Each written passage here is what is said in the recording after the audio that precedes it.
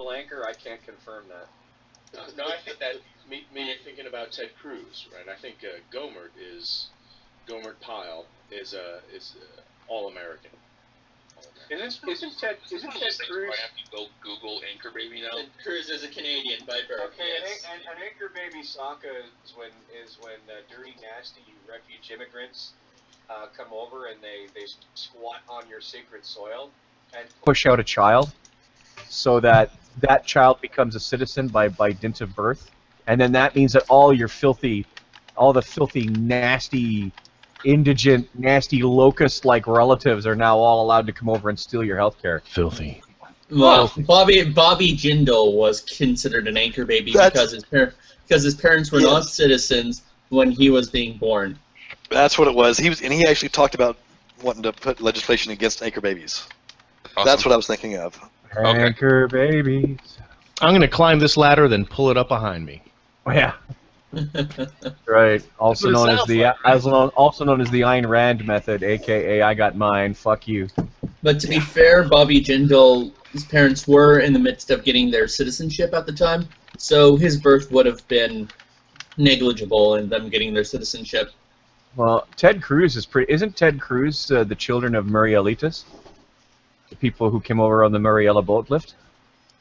I'm sure. I think he was. I know he's like he's a little young to be a first. He's a little young to be a first generation Marielita, but I think he might have been the children of one. I know his mother is actually a U.S. citizen. Because he's very proud of being Cuban.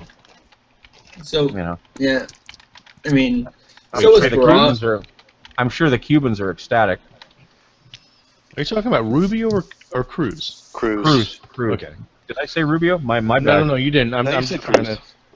Who is the senator who basically told the Texas senator that, like, fuck Texas and I never want to have anything to do with it? It should have been. I don't know who it was, but that guy deserves a medal. I don't know, man. Texas is a big state. That's a lot of fucking. There was somebody that made the comment where, what was awesome about Ted Cruz is that or the U.S. something like that. It's the only place where a half Cuban, half Canadian can reinvent himself as a Southern gentleman or something like that. So how many people? What's the population of Texas? 13. I don't fucking know offhand. Oh, whatever it is, I'm not quite sure that I have enough fucks to give. Well, I don't know. I was thinking about something else at the time. Sorry, I was distracted because there was once a boy named Chris who went out in search of a tryst. He took it in hand, and from the clubs he was banned, the only girl that would have him was attached to his wrist. Mama Thumb and her 4 sisters. You got it. Ain't nothing wrong with that, man. Because nobody satisfies me like me.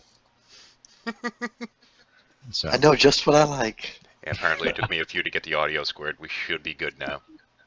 Oh, good. So yeah, I forgot to get the damn before audio then going. Was not aired, but that was. Yeah, I kind of fucked that up. Yeah, I play with myself. I noticed. When I think about you, I touch myself. Hey, the lead singer for the Divinals never looked as hot as she did in that one video for that song, because she's skanky looking. I have the CD. That video made her look like, I don't know, like the lead singer for what is it, Garbage. Lead singer for Garbage is like a little skanked out, and I think that the videos make her look like shabby chic almost, like I mean, it's kind of weird because I think back to the comeback of Debbie Harry, which yes, I know I'm dating myself with that.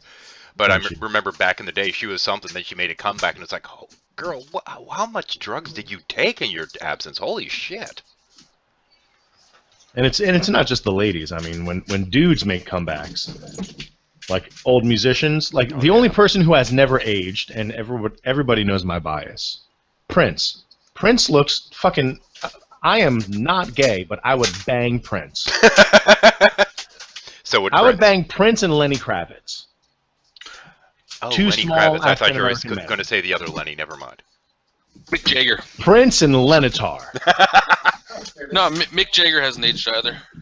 Yeah, Mick Jagger never looked decent, though. Yeah, when Mick Jagger was 20, he looked like he was 76. So, So technically he hasn't. I was able to find it. Took a while, but there it is. Nice. Yeah, I was able to. Yes, Blazing. That's wonderfully sexy. I mean, they are using sex as a weapon. It's fantastic, but They're actually doesn't look objectifying like that woman. Yeah, So here are some of their song titles: "Make Out Already," "I Touch Myself," "Lay Your Body Down," "Love School," "Bless My Soul, It's Rock and Roll," "If Love Was a Gun," "Need a Lover," "Follow Through," "Cafe Interlude," "Bullet," and "I'm on Your Side." Yeah, Sounds like an unreleased The Motley last Crue song is a stereotype of a woman sleeping in bed, right? I'm on your side of the bed. Move over. I don't know. For people who've been married, maybe you get that. Maybe. I would never admit it. I will just keep it, I know better. probable. I am married, and we do have our respective sides of the bed. Really? And do you both obey them? Honestly, it's never like anything we ever like laid down ground rules for. It was just always, this is the side she slept on, this is the side I slept on, and that's. And occasionally you fuck in the middle. Well, then it's not as much of a problem for you as it has been for me. No, originally it came about because I had a tendency to push people out of the bed when I'm sleeping. Exactly. So she slept on the wall side, but we had a bed against a wall. Okay. So And then we discovered that I could slide my arm under her and spin and throw her out of the bed. That's awesome. And that's really interesting. Anybody that can do judo while sleeping, you got my respect. I have no idea how I purposely planned to do this thing to get you out of the bed. Yeah, shortly afterwards, Scott also discovered the existence of divorce attorneys. Actually, shortly after that, I discovered that I can sleep through being punched right in the face. He punched you in the face? Okay, so to put this in perspective, we were still in college. We hadn't even been dating that long. She punched me in the face, I didn't wake up, and she was so tired that she just went back to bed. Did you feel it in the morning? No. She told me, and I'm like, you what? You did what? Yeah. There are much easier ways. I can tell you that. I just usually leave the money by the front door. I leave it at the dresser, so. The standard. I don't have any money to leave. Go with old school. Oh, good. Very nice. No, but when your bed is not against the wall, and you are almost pushed to the point where you're falling out of the bed 6 or 7 nights in a row, it's like, listen, not that this is a rule, but could you not push me? Like, let's pretend the bed has halves, and the half that I'm on is the area that you come across to cuddle, and vice versa. But I come across as an athletic achievement. Athletic supporter? What? And then when I come across your side, you say thank you. Most people have sex. They don't just try to come across the other side of the bed, Chris. What's the matter with you? Well, one of the dirtiest. I'm hung like a pimple, but I do have a 17-year-old prostate. So one of the dirtiest things ever said in a D&D game is, so you guys come across a town and everybody's going, that's what I'm talking about. And then everybody goes back to actually play. That's right. That's right. Yeah, if you have a dirty mind, the halls of paper and pencil role-playing games can often provide some intellectual. Who am I kidding? Simple based titillation, really. It's a matter of whether Monty Hall's attending or not. That's right. There once was, and well, technically still is, a role-playing game that allows you to take on the role of vampires, and one of the specific things that vampires can do that normal people aren't is called potence. And the first time I looked at that, me and my friend went, potence. Oh yeah, we'll take lots of dots. It wasn't what we thought it was. Was not what we thought it was. By the way, from the external chat, we have Dougie Dreamer saying happy birthday, Maute. All right, Dougie, what's up, buddy? Has anybody ever seen that guy actually come into a chat? I have talked to him. He's a pretty nice guy. He's probably the best sideline supporter I've ever had, but he never actually comes into my salons or anything. Well, I mean, it was that way with Beneberry for the longest time, and then he actually started coming into a few shuffles, and then he got bored and moved on. But I mean, some of these people that are on the sidelines eventually do come in, but you never know. Constantly I ran into Beneberry in a Nadia hangout.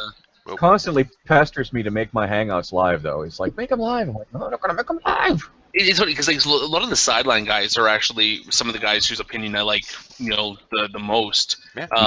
Like Bart, what's his name, Burbine? Oh, that's awesome. Yeah, but he goes into hangouts all the time. He used to. He does off-air ones. You find him in Jello Shots' room quite often. I haven't seen Jello in forever. Oh man, I could invite Jello. Actually. He's in Cerberus hangouts all the time. Yeah, Cerberus, I am in you. Yeah, Jello Shot I always get distracted by because his avatar gifs are distracting. Yeah, they are. Who's that? A Rational Mind is another one like that. Annabelle, F you, Mott. F you in the A with a D. His name is Mott. Thanks a lot. Jeepers criminy. No, it's Maute Man, like Mouty Mouse. Oh, Maute Man, Here he strong as an comes to old- wreck the day. You know. A hard Chinese algebra. Oh, Maute Man, lover of girls, maker of spaghetti. Wait, should we say lover of women so people don't get some kind of weird idea? That was so creepy. Lover of girls. Could have been worse. Could have been lover of boys. Man, I was hanging out at a place last night, and this literally 65-year-old woman was hitting on me. She looked fantastic for 65, by the way.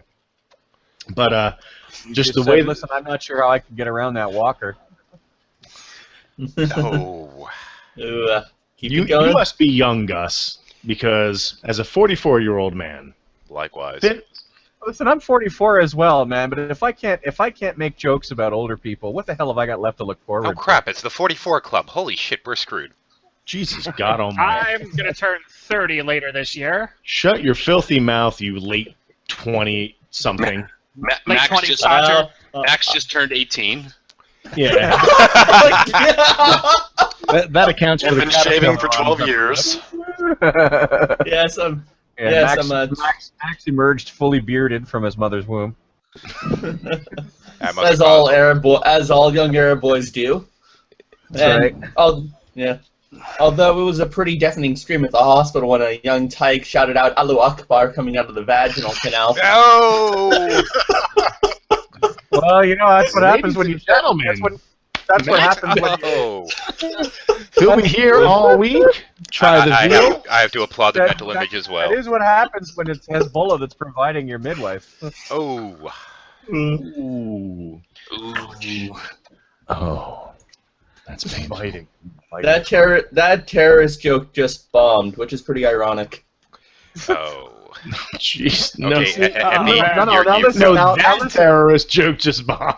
Yeah. Now, in Wee Max's defense, he has been slowly Hold on. surely. You know what the problem with terrorist jokes are? They usually bomb. Yeah. In Max's defense, I have so much he's hate been slowly crawling, slouching towards more comedy. It used to be that one out of every 50 things Max said was giggle-worthy. Now I'd say it's about one out of every 25 things Max says is giggle-worthy. Well, I mean, the thing is, most things he says are kind of giggle-worthy, but usually for the wrong reason. Well, Yeah, I was gonna say a lot of them are unintentionally giggle-worthy. Yeah. But it could be worse. It could be prudent. Prudent But jokes. hey, if you ask him really, you read my mind. Ooh, yeah. No, there was an occasion when we were sitting around in a hangout telling off-color jokes, and Prudent decides to go to a web page to try to find racist jokes, and we're like, oh, no, that's, like, actually offensively, no. I want to play too. I want to go find a website with some darky jokes on it so I can play too. Oh, it was bad. It was bad. It's like, holy shit, man. No. We're sitting there having good fun. You just crossed the line. You're like massively offensive, and you don't even understand it, do you? No. It's more along the lines of we're trying to compare the appalling fucking nature in which we all grew up, as opposed to now, right? In Prudent's defense, he has been getting less socially awkward, and people can stand to be around him now, which is great because which is kind of frightening because he's still incredibly socially awkward. He still is. That's but like being the skinniest kid at fat camp. Like the least socially awkward people in the realm of socially awkward people. And this is nothing. It could be fucking worse, man. He could be Aestus, and that's all I got to say about that. I like Aestus. I like Aestus too. That's the problem with Aestus. I like Aestus. I want to like Aestus, and then every now and then, you want to punch him in the somebody will hand him like, I don't know, like the better angel of his nature will be mugged by the little devil on the other side of his shoulder, and he'll say these things that are just unbelievably ignorant as fuck. Hello. I think is what you're looking for. I think the statement. I think the statement you're looking for they is. say on planet Vulcan, Nate. How are you, dude? I'm doing good. Maute? I think the expression you're looking for is ignorant as fuck, actually, because I don't even know if ignorance is a defense in his case. It's well, like no. I mean, like deliberately freaking ignorant. I mean, there was one point that we got in this argument in which he was insisting that the brain-to-body ratio determines how intelligent somebody is, and then started claiming that basically European and people up in northern latitudes have larger brains. Yeah. Wait a minute. He was defending a debunked science, the one that tries to measure your intelligence by how big your skull is. Yeah, and I'm sitting there going, so you're telling me that ants are the most intelligent thing on the planet, then? Or whales. No, actually, brain-to-body ratio, ants win. I suppose, but because their brain in relation to the size of their body is, so nobody much larger. Nobody wants to think of our Formian overlords. Phrenology. Such a stupid science. Yeah. Well, I'm using science in a very loose sense. Different. Brain size versus phrenology are two different fields. Yeah, isn't phrenology like the bumps and shape of your head? Yeah. The popular ceramic casts are by Fowler, but I think the original theory is... it begins with a G. Begins with a G. I want to go to Hamburg and study in the new National Socialist University with Dr. Heinatush. That'll give me all sorts of good educationalizations. It's a chat-up line that's worked for me. I can say that much. I can tell by the bumps in your head, sweetheart, that you want to have a go. Well, no, when she started feeling it, she realised that I didn't mean the hair on my head. She was feeling the other head. You know what I'm saying? That's the phonology. That's the true phonology. I try not to know what you said. I just want to say I really don't appreciate how pervy everybody's being right now. Well, I am a stand-up guy that has a reputation for being nice and talking about your pimple dick. This kind of filthy, dirty talk. You have a reputation for talking about your pimple dick. Yeah. Could you just play one of your fart samples? I have no idea what you're talking about. We haven't even gone to the limmer contest yet. I think I'm the only I believe if you were a dinosaur, you would be Phibosaurus Rex, man. You were like totally like. That is the. Sorry. Oh, we just lost Annabelle. Oh man. This one's called Fart Simpson. Jeez.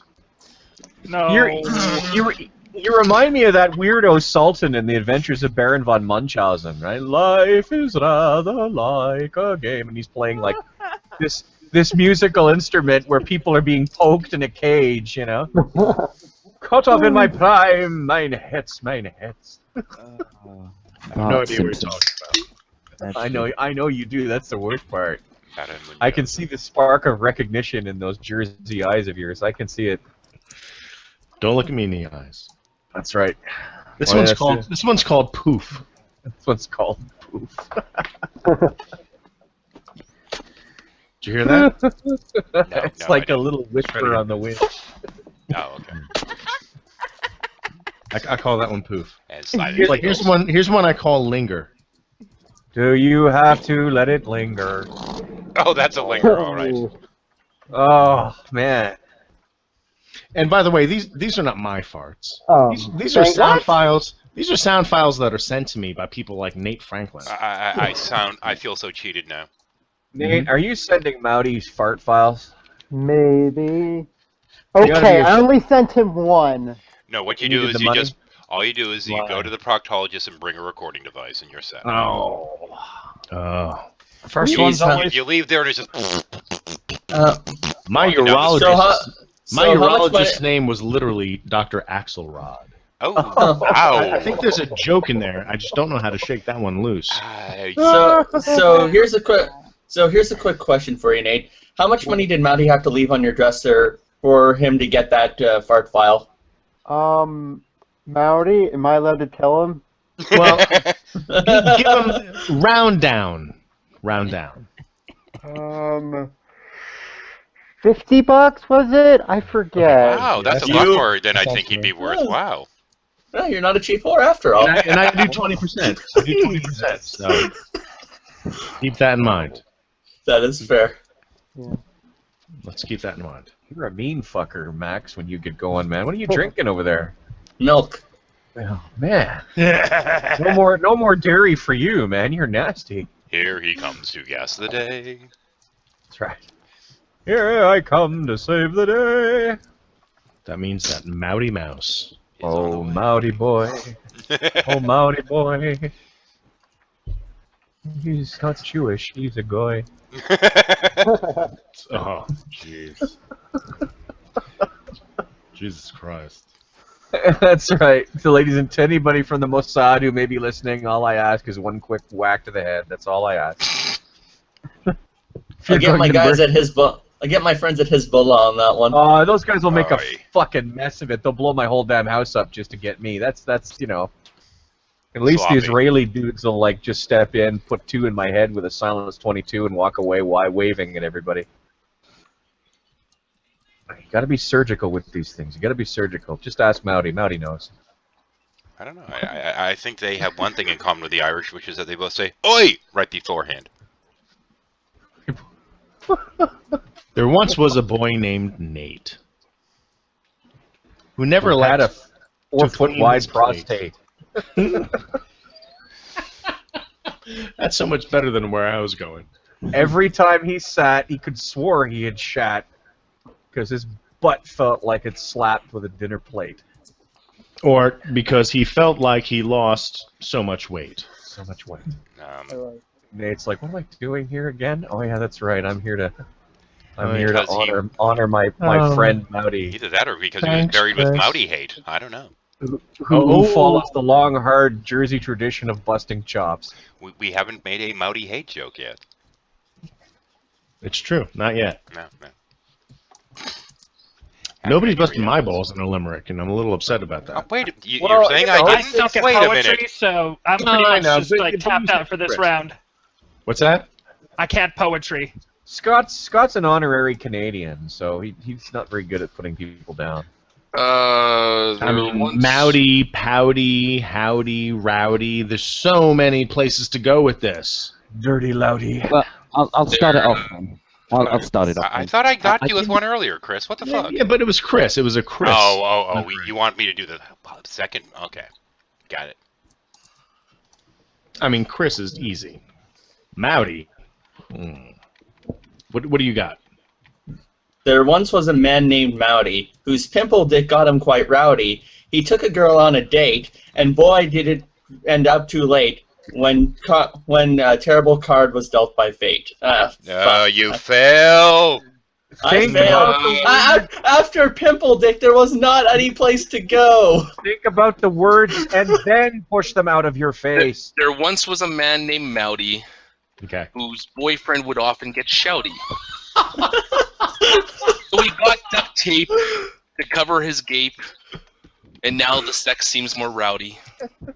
Nice. I think that wins so far. Simon, what were you going to say? No. I'm not going to follow that one because that was too good for me. Everybody recognizes how good that one is. I stole the rowdy from Max because I couldn't think of anything else that rhymed. Once was a man named Chris who totally enjoyed taking piss. But once he got reamed so hard his hiney steamed and said there's got to be better than this. Ooh, Heine steamed. I like how you said Heine instead of That's right. ass. That's right. You like that instead of ass. It was so almost filthy. That's right. Was almost dirty. His Heine steamed. I bet he's so It curious. was almost dirty, but we had to clean it up for network.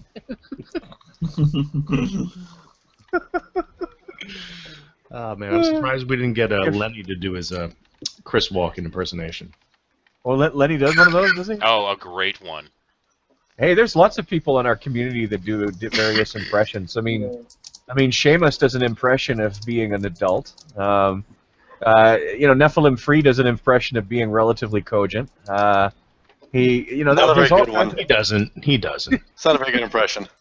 It's so not convincing. There once was a geezer named Mort who was always an intelligent sort. He met all the minds, including behinds. Come on, boiled peas, we need the last line. Boiled piss, rather. Where's... Now we need another line. We need to end it. And fuck you, Mark, for more. And didn't learn as much as he thought. Okay, forget it.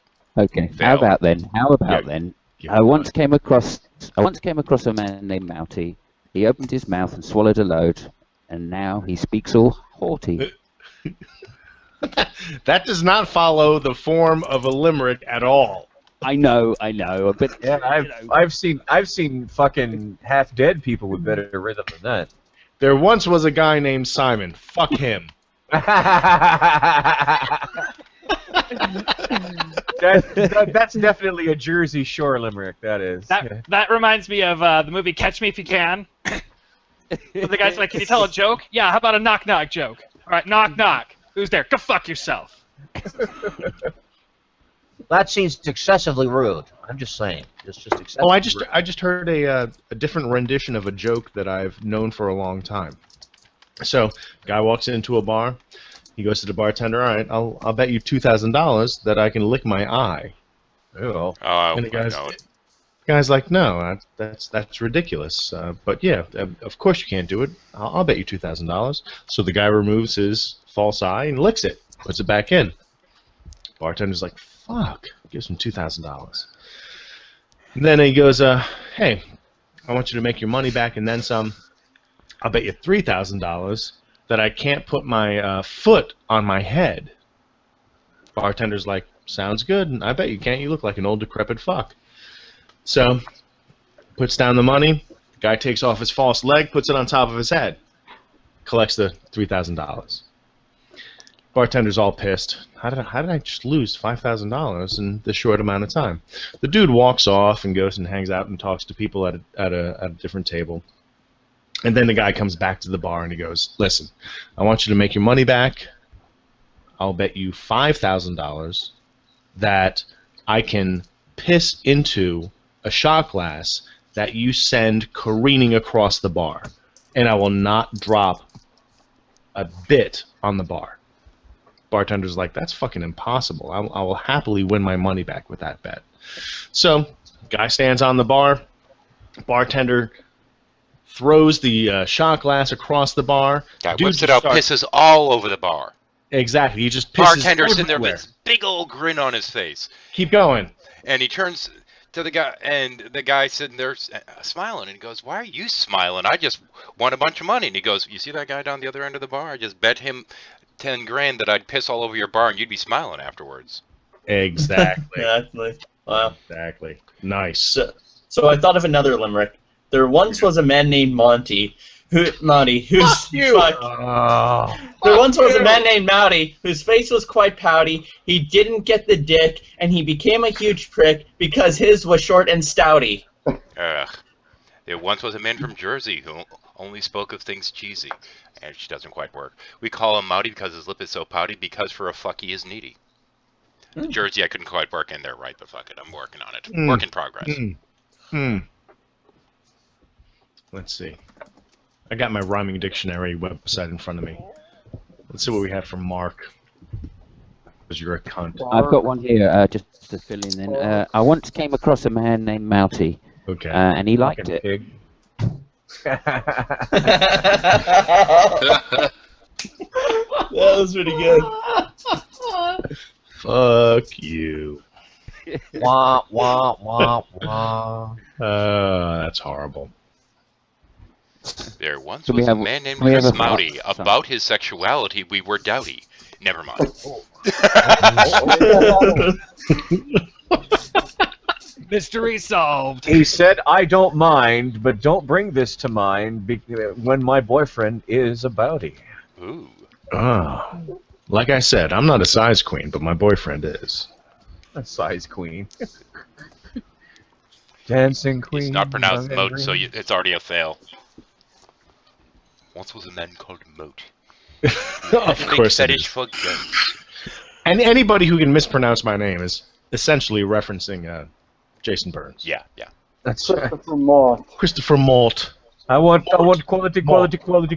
He called you. I remember when he called you the Marilyn Monroe atheist. I thought that was hilarious. Oh, the best part is after he said it, he sang "Happy Birthday, Mr. President." Like that was something. Special. Just wrong. What's Mark got there? 13. There once was a man called Mote who had a big fetish for goats. They had to be smelly and fit in his wellies. And for the last line, we must wait. I say. Rather.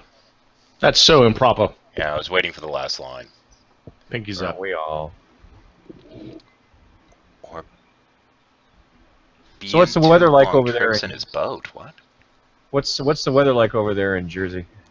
It's beautiful. It's beautiful. Does in it? the high Does it still 70s? smell like Jersey though? It always smells like Jersey. Yeah. It always smells like somebody took a big shit on On somebody's old gym socks. Yeah. the old. Now I've heard rumor that might just be the scent of G-Man. We don't know. This is the scent of G-Man. Dun dun dun dun. Isn't there a Hello, song? you. Hello, nutcase, my old friend. I see you're preaching here again. You're fucked up, apologetic, stinking. A poor substitute for some thinking. While you giggle and caper all about, you fucking lout. It's just the sound of stupidity. Yeah.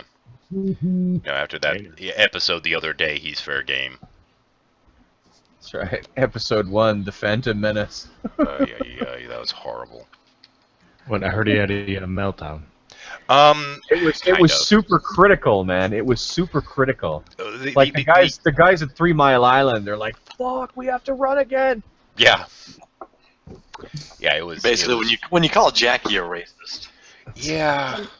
I was about to say how I'm like thinking about how he still hasn't figured out what preaching to the choir means and how he is preaching to the choir ministries, but I don't think he's ever going to figure that out. I think Well, while to he's be figuring that out, he should probably figure out that a ministry might consist of more than you, your pet cat, and a shoebox full of pictures. Mm-hmm.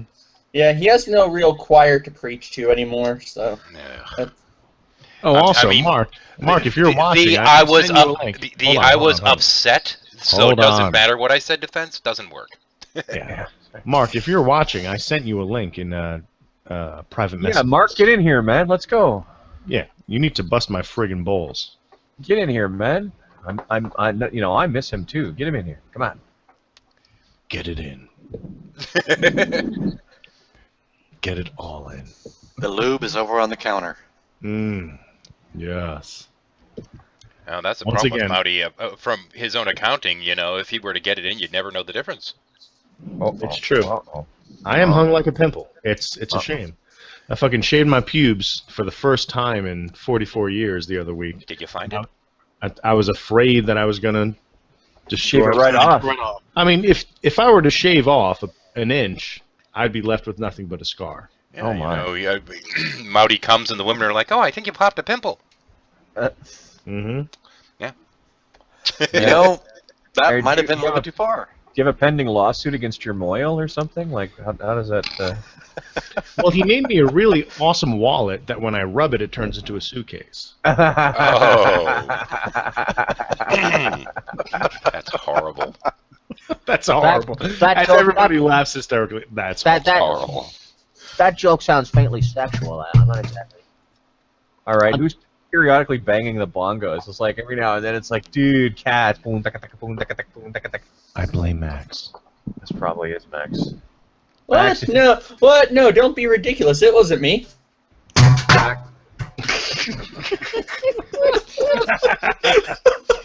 So here we have Max sitting here slapping it. Okay, great. As he throws the $600 bongo. $200, but okay. This is a joke I always tell Max about. Did you hear about the guy who went to the corner store and made the mistake of leaving his banjo openly visible in the front seat of his car? And Max goes, "No, Gus, I never heard that." And I say, when he comes out of the corner store, he finds out somebody broke into his car, left him a second banjo. Tell that to Blue. I will. I have no fear, sir. I have no... Well, I do have some fear, but not of Blue.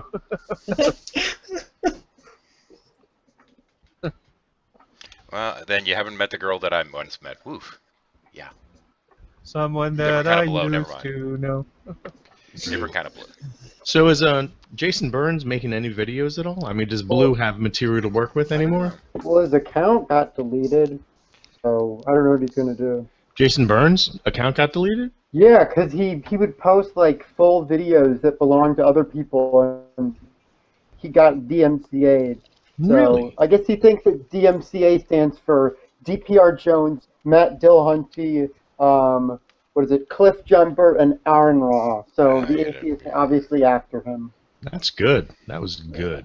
I'm pretty sure Cliff Jumper would be very flattered to know he'd be in the company of such great men.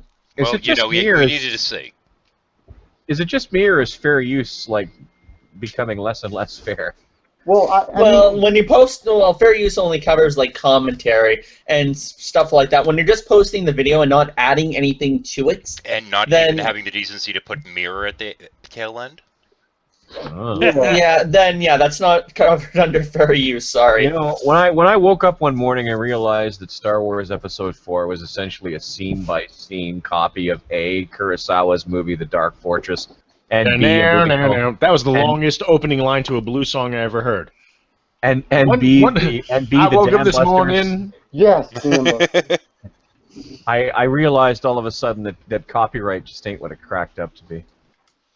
Fucking people got sued because their song ripped off the vibe of Marvin Gaye. Yeah. That. Hey, you know what? I'm gonna totally dispute with you on that, man. Fucking Blurred Lines was almost exactly like You Gotta Give It Up. Who cares? You Yeah, can't copyright chords. If they lifted the melody or the lyrics specifically, those are the only two things that you can copyright. Because if you can copyright chords, then everybody is going to be sued. I didn't think the song was similar because of the chords, Maute. I listened to the whole song and I thought to myself, I've heard that song before. And God forbid people do an homage, right? There are recording techniques. Was it an homage though? Was it like you tell seriously? me? I don't know. And I if it felt like was I needed to hang shower on, after if it was an listening to that homage, song. if it was an homage, why did Thick's agent / whoever decide to fucking preemptively sue the Gay estate?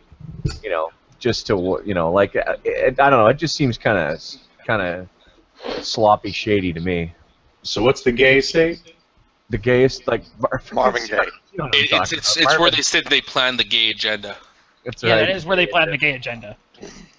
Oh, you guys are funny. That's what it sounded like. But I mean, there are so many songs. I mean, fucking John Mayer's "Waiting for the World to Change" is sexual healing. Why wasn't he sued for that? It is.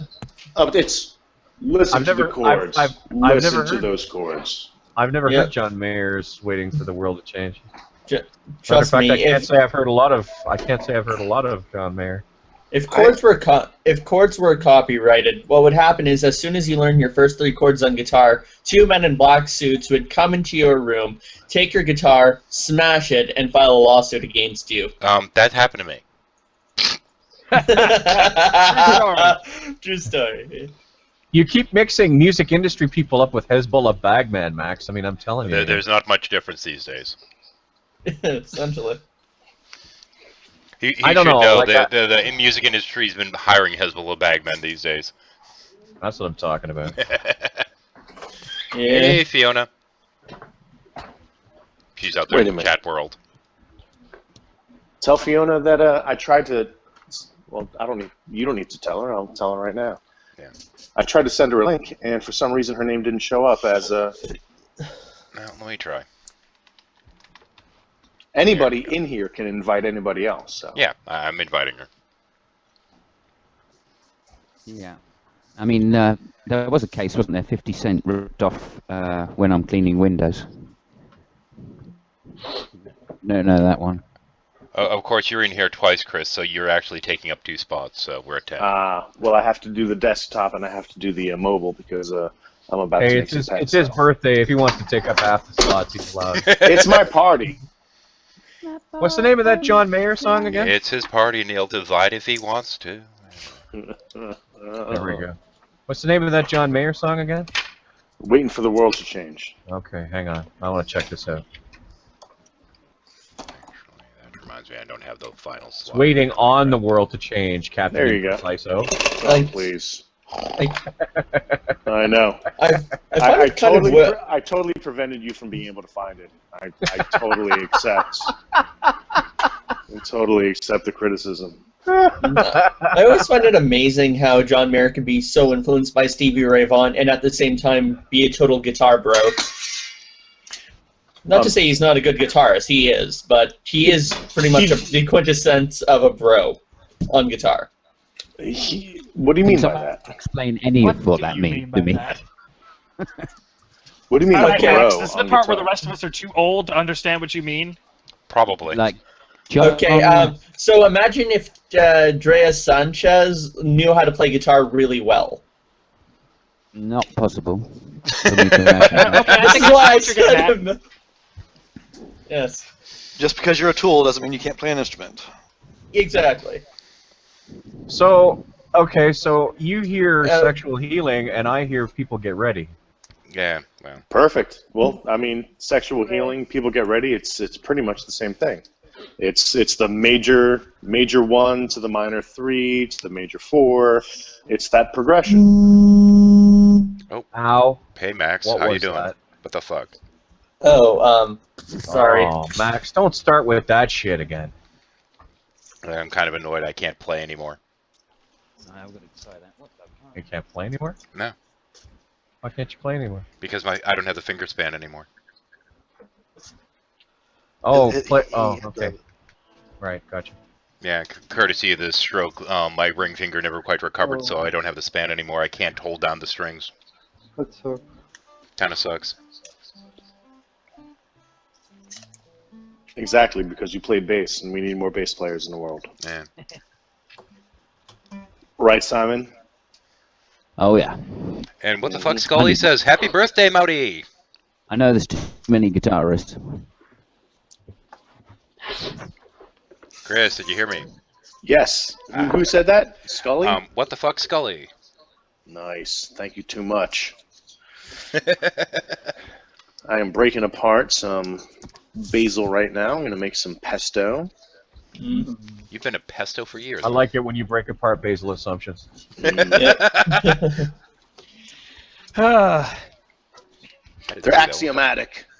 That's right. Cracking them basal assumptions like nobody's business. Listen, I'm Chris the Abyss, the bottomless pit of funk. That's right. Boom, boom, boom, boom, boom, boom. Yeah, I don't know. Most of your funk is just slapping it, so I think I know where you get that. Hey, slap bass is an honorable fucking bass tradition, you over there. I'm loving the fact that I did not even have to defend that. Nope.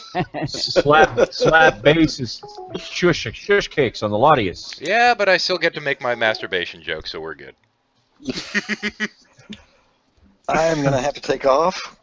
But all right, see you, Van. Happy birthday, Mr. Maute. Hey, Van. Thanks so much for we stopping see you in, soon. brother. Thank you too much, bro. We'll see him soon. He's going to do this every year. Yeah, who knows? You better. We're getting an invite next year, too, as well. Coming to my hangout and sing dirty lyrics. You bet. Of course, he goes to do this again next year, and what I might just do is have to make him a temporary ID under my freelance vigilante so that he can host up to 15. Freelance vigilante. That sounds like an '80s action hero. Going into action.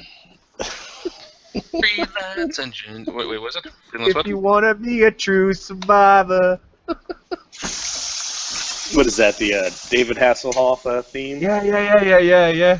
For that awesome parody. Kung Fury, man. Have you seen that yet? Oh man, I've watched as much as I could. Oh no! Because well, it's just so intense. It's like so rich. It's like a tiramisu of '80s culture. It's true. And I love how they have every once in a while they'll have the faux VHS malfunctioning effects. Yeah. The tracking. The tracking, thing? Exactly. Like the. To me, that's the best. It's like, oh, some people might not get that. Hey, you know what? If I was gonna have a girlfriend in the 1980s, I want an Uzi-wielding, dinosaur-riding Valkyrie who can summon Thor just by hollering his name into a valley. I, on the other hand, want Phoebe Cates. Well, if I can't have one of those, I'll take Jennifer Connelly, but Jennifer Connelly. Mm. Not in her post Requiem for a Dream when Great Bush roamed the Earth days, but back in her kind of just a little bit of baby fat chasing her little brother around the labyrinth days. I don't know. It's his birthday. I think Chris could use some good bush, some great bush rather. Anyway, why is my birthday any different than any other day? That's right. He likes Tyrannosaurus bush every day of the year. Tyrannosaurus bush. Ooh. Like I said, I just recently shaved my pubes, and I almost cut my dick off. Maute knows he's got a keeper when he opens her pants and hears the theme to Jurassic Park. Oh! I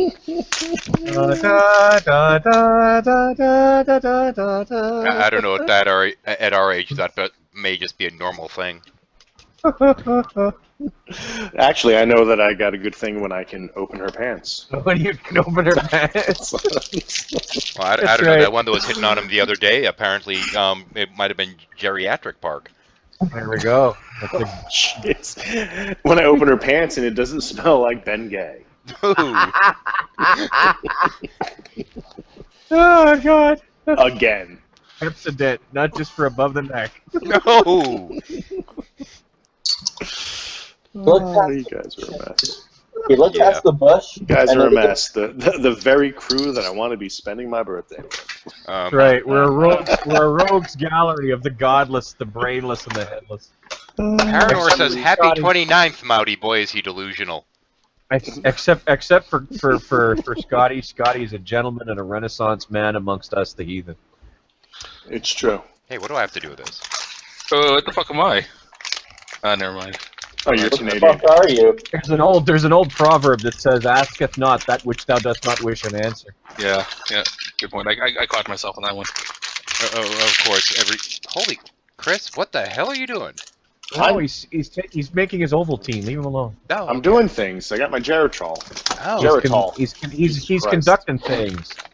It sounds like he's breaking up some pre-made, dried, dehydrated pasta, right? Nate, have you lost your goddamn mind? I think we need to. I really think that we need to get Sokka to change that graphic just to make the sock white, so that it would make more sense if I said, "No, Mr. Sock Account, I want you to die." But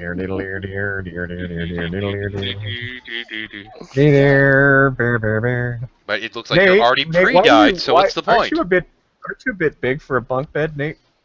Oh, no, I just had this for a while, but I guess I just never really replaced it. It's nice because it has a desk and it has like built-in shelves.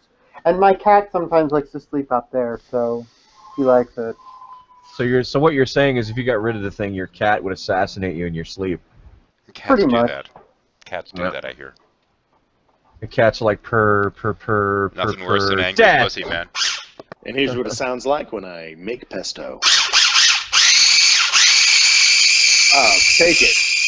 Take it. Why? Oh, yeah. Why is it a sound analogous to you bolting a wheel on? I don't know. Wheel of Pesto. No, that isn't funny. Never mind. Wheel of fish. That's The Price is Right. What the fuck? You're off. You're off, Gus. I love how Gus actually knows the theme songs of every fucking show known to man. No. He was wrong on that one, man. That was The Price is Right. I didn't claim it was Wheel of Fortune. I claimed I just sang wrong, The Price is Right song. What is What's Wheel the of sound of Fortune Chris thing? trying to masturbate with sandpaper? That seriously, man. Like, don't wipe your ass with that stuff. You'll be sorry in the morning. It's the only stuff that works. Come on. How come a birthday bash for you turns into a celebrity roast? I don't get it. I love. Oh, that's. I deserve. Can I do last my Don Rickles imitation? Please. Hey, Max, the conductor called. All aboard! Sorry, you're only gonna understand that if you were watching Don Rickles and the Dean Martin roasts. No. If you go on YouTube and you can stand it. Oh, he's bolting parts on again. Hang on. Come on, RoboCop, finish up. I got a joke. Oh, hey, come on, cut us some Shut your slack. face. I'm gonna mute No. myself. That noise is the Shut closest he gets to being screwed. So you know. I'm going to make some pasta. What's your name, Chef? Murphy. If you go on to YouTube, look at some of the Dean Martin roasts with Don Rickles. That guy says stuff that would get people like drive-by shootings these days, man. It's craziness. Hey guys, just wanted to say I'm taking off. Maute, happy birthday. It was nice hanging back, shooting the shit. Thank you so much. Take care. All right. Have a good Which one. theistic hangout are you going to go and pretend to be a tough guy in? Come on. Yeah. I'm actually just going to go upstairs and do the dishes. That's about it. Oh, okay. Well, anyway, I hope that's a euphemism. have a good one. And Chris, you no longer have a maxi pad in the room. Oh no, you didn't. Yes, I did. Every time. Well, I No, can't you call didn't. I can't call him epidural anymore, so I got to go with something. Epidural. When he was epi, I used to call him epidural. Yeah. You hear that, Scott? And the fucking level of comedy just gets higher and higher and higher. According to never mind. The brows get low. Scott, Yes, I guess Scott's in that got this half pained look on his face while he's looking at the. You're playing first generation video games again, aren't you? No, I'm actually doing quite well, so it's not a first-generation video game. Okay. What is it? I'm playing Shadows of Mordor. Oh. Oh. In the Yes. land of Mordor. That's the one where they forget to turn the fucking lights on. Actually, it's pretty bright right now because it's daytime. Isn't that sure that it one is. with the weird fucking AI? Also, that my eyes you, aren't old. Isn't that the weird one with like the weird AI that you kill an opponent by beheading him and then he comes back later as a new opponent? Or as a named opponent or some shit? No, named opponents do potentially come back, usually looking more and more scarred up. The last time I fought him, his face was entirely wrapped up in leather, and like he was all screwed up looking. But they do have this whole like nemesis system that has like this army of chiefs that if one kills you, they get promoted to a named enemy.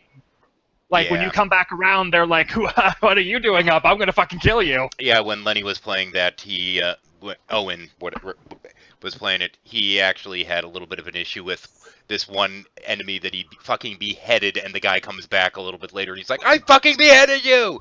Yep, I beheaded a guy twice, and he came back. Honestly, though, I feel like this nemesis system is like the future of banking. The open world games. I'm not really sure why you paused there, but I figured since you were gonna. Banking, yeah, sure. All I heard was he gave head to some guy and he came twice. Yeah, you got it. Now, Maute, let's not project our own desires. I have no idea what you're talking about. You're so curious. Drop everything. A boom. So you having a little bit of pesto there, a little bit of birthday pesto? Pesto came out really well. You're gonna get some cake today, though, right? Like, I'm not a big cake fan, but I got some cake. Yeah. Because my nephews and nieces like cake. So did it's more for them. Did they make you a cake and like with like lavender, pink, and a neon purple icing? No, we bought an Entenmann's. And nothing epic then.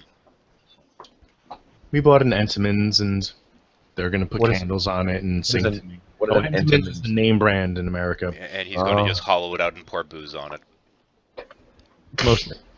Mostly. No, it's pretty much for them to sing me happy birthday, blow out the candles for me, and eat the cake for me. And stuff them full of sugar and then send them home to their parents, as all good uncles will. Mm-hmm. Yeah. I might have a recipe for that.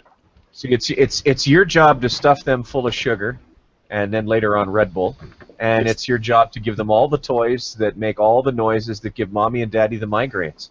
With extra batteries. With extra batteries. This, brownie. There are these brownies that my wife occasionally makes that are they're basically highly caffeinated cappuccino brownies with this sugary topping and chocolate on top of that and everything. And we used to make these periodically whenever my ex is really annoying us, and we'd just load the kids up on them and then send them her way.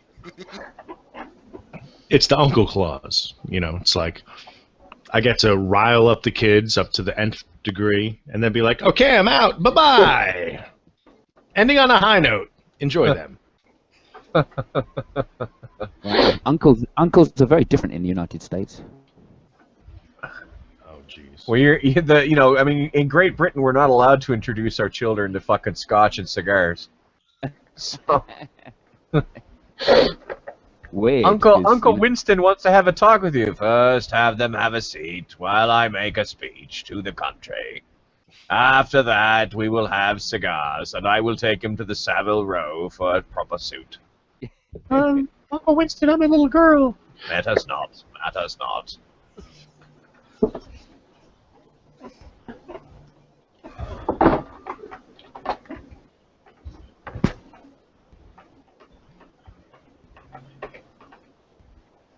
I'm having one of these fragments of a funny recollection, and I'm trying to remember what it was because somebody put a comment on somebody's thread that was really, really weird and kind of all over the place and esoteric, and somebody came back and said, well, I think we've got the guy who's going to design the cover for the next Yes album. And I just about laughed my fucking brains out. I wish I could remember exactly what the comment was, but just the idea, right? John Anderson's like, I think we'll use that. I can feel no something pleasure. Oh, we have another one. Hang on. and there isn't one, I guess it is. Happy birthday, old boy. To Maute. Of course. Who else would it be to? Yeah, I was going to say, I mean, I think we can kind of expect that if someone's saying happy birthday, it's probably directed obviously. Well, maybe they just want to fucking chat you up there, Scott. You never know. I don't think they do. My birthday is until November, so maybe they should shut the fuck up. You know, Stizer likes your the cut of my jib. Yeah.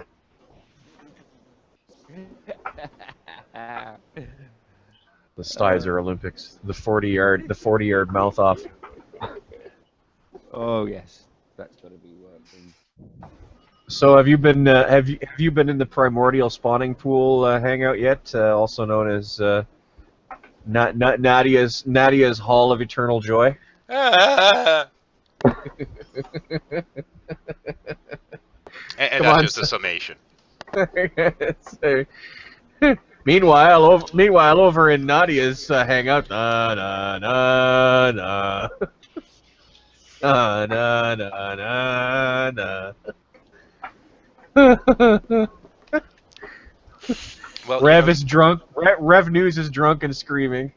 Well, fucking I do have to say though, she does invite people that have plenty of personality to spare. Of course, on the downside, to compensate for her lack thereof, but. Arthur is drunk and face down on the table. The only guy I know who admits to drinking cheap wine out of a fucking bottle by the gallon. Oh, Barry. Hey, listen, my fucking Barry. Right, Maute. Barry, I have a bone to pick with you. I really don't like the way that you talk to people. Why should I give a fuck about that? Yeah, exactly. Well, I think you should give a fuck because, the rainbow predicts that, we should be compassionate and loving to other people. What's the rainbow when it's home? Oh, well, the rainbow. I mean... It's not that thing about puffs, is it? He's a lemon squeezer, mate. That's what he is. Actually, I'm a lime squeezer. My dad just came and saved the day and bought me a lime to go with my wonderful Bombay Sapphire gin. And Barry, I know that you like gin because I think that you're shit-hammered most of the time that you go into hangouts. Well, whiskey's my thing, son. Oh, really? Is lime squeezing, is that another euphemism for gay? Listen, that's the second time you brought up the gay, and I need to let you know. Well, I know that you're not. I know, and even if I were, and I appreciate you asking, I'm a little bit out of your league. It doesn't count when you take it. I don't give a fuck if you're out of my league. You just do as you're told. Bend over and grit your teeth. That's it. All there is to it. Hey, I am not a pillow biter. Well, unlike you, because I'm not I would need you to bite your goddamn pillow because I couldn't imagine that grating voice moaning as I pounded you with my half inch. Well, I'm not a giver, a taker. I'm a giver. Oh, well, and I don't have a pillow. It's normally just a bag filled with sawdust and shavings. And from the sound of the comment earlier, he's hoping you go submissive for him. And chloroform and yeah, and a big baseball bat around the back of the knot. We call that a donkey punch. We do have a question from the chat, however. Squeeze the lime. Is that a euphemism for a reach around? Chris. God, I hope not. I was literally talking about a lime, but I'm sure that it could be used as a metaphor for whatever you wanted. Especially Barry. I mean, Barry, you're fucking... The avatar is just like this perplexed look of, when am I going to have another cock in my mouth? Well, no, it's just normally, that look is, what do you mean you're not paying? As I said, I always leave my money on the dresser. Where do you put the money? On the sideboard. Dresser's gay. Sideboard? I don't even know what that means. It's a more masculine dresser. I always thought it was a gayer English version of a dresser. No. But you can't keep it together, can you, Barry? You never can keep it together, and that's the problem. Your fucking ass cheeks are so far pulled apart that you just can't keep them together. Listen, and that's why I stopped banging you. Oh, well, I'm not gay. My boyfriend is, but not me. I know. Now I'm not a size queen, but my boyfriend is. Do I look like the type of bloke that'd be like that? I don't think so. No, your avatar is obviously exactly what you look like. That's who you are. That's not what Barry means when he says he has adhesive mates. Yeah, just because it's a sheepskin coat doesn't mean anything.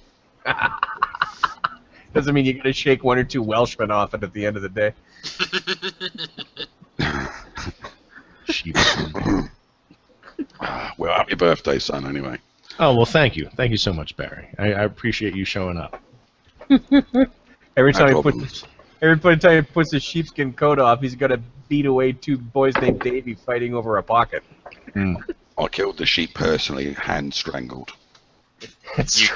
I'm so glad I was able to come across you again, Barry. I thought you're supposed to choke chickens, not sheep. What the fuck? I sheared him with a butter knife. Easy. You sheared him with a takes time, but it's worth it. Takes a little bit extra time. The sheep puts up a bit of a fight. Not when you smacked it with a baseball bat and stuck its back legs in and rallies it. And then do you cut holes in them and then fuck those holes? I heard that about you, Barry. I'm just asking. This fucking hangout is crooked as a dog's back leg, man. I'm feeling myself getting corrupted by the minute. Oh, get used to it. It's on my channel for a reason. Us EastEnders don't kill. We don't fuck them. We leave that to the Welsh. We just kill them. And then you sell them to the Welsh. Hang on, we have happy birthday, Maute, from 1AK. Well, thank you so much. I would like to thank everybody that made this birthday possible. So what's it like being 30 then? 30. He doesn't remember. It's been too long. Exactly. Past 14 years have been a blur. Yeah. I'm almost as old as you, Barry. I mean, I think that you are a young 45. I'm a 44. I think 45 is my waist size. Oh well. I thought Oh, 69 was again. your waist size. Well, twice my IQ, that is.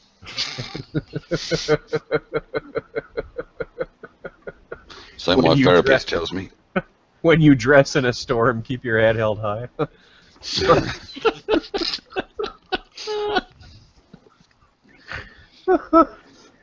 You're a filthy, filthy dog. What do you do for a living, Barry? Import and export. He sorts out, don't you, Barry? Debt Import and collection. export. That sounds like a Clockwork Orange metaphor for banging. Bit A of, little bit of the old in, out, in, out. bit of invoice readjustment, that sort of thing, you know. Voice readjust.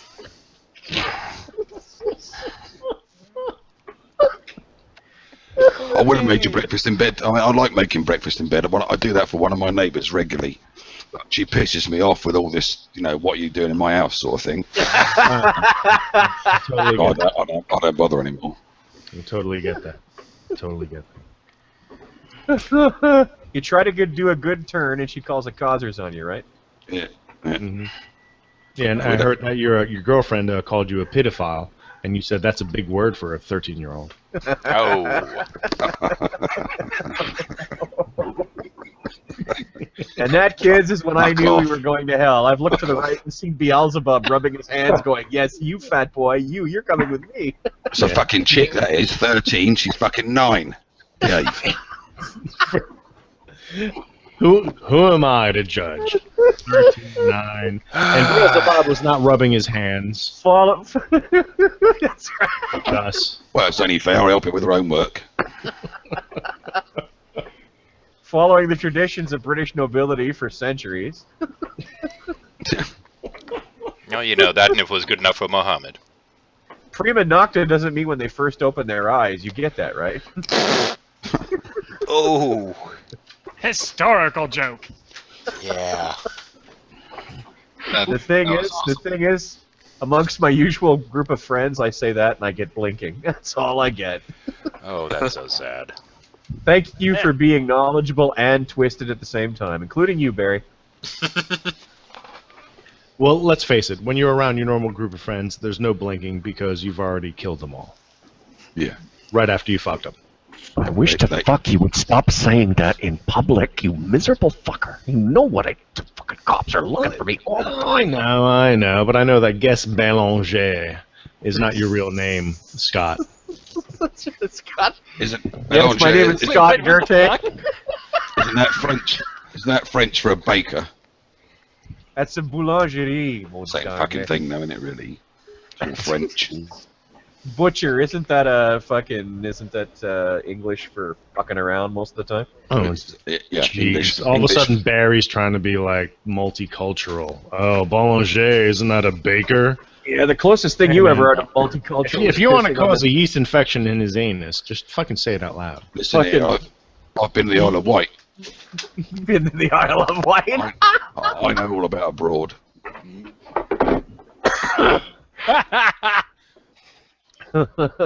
You think being multicultural is pissing on the train as it comes out of the channel? Anything north of Watford's multicultural. Anything north of Watford.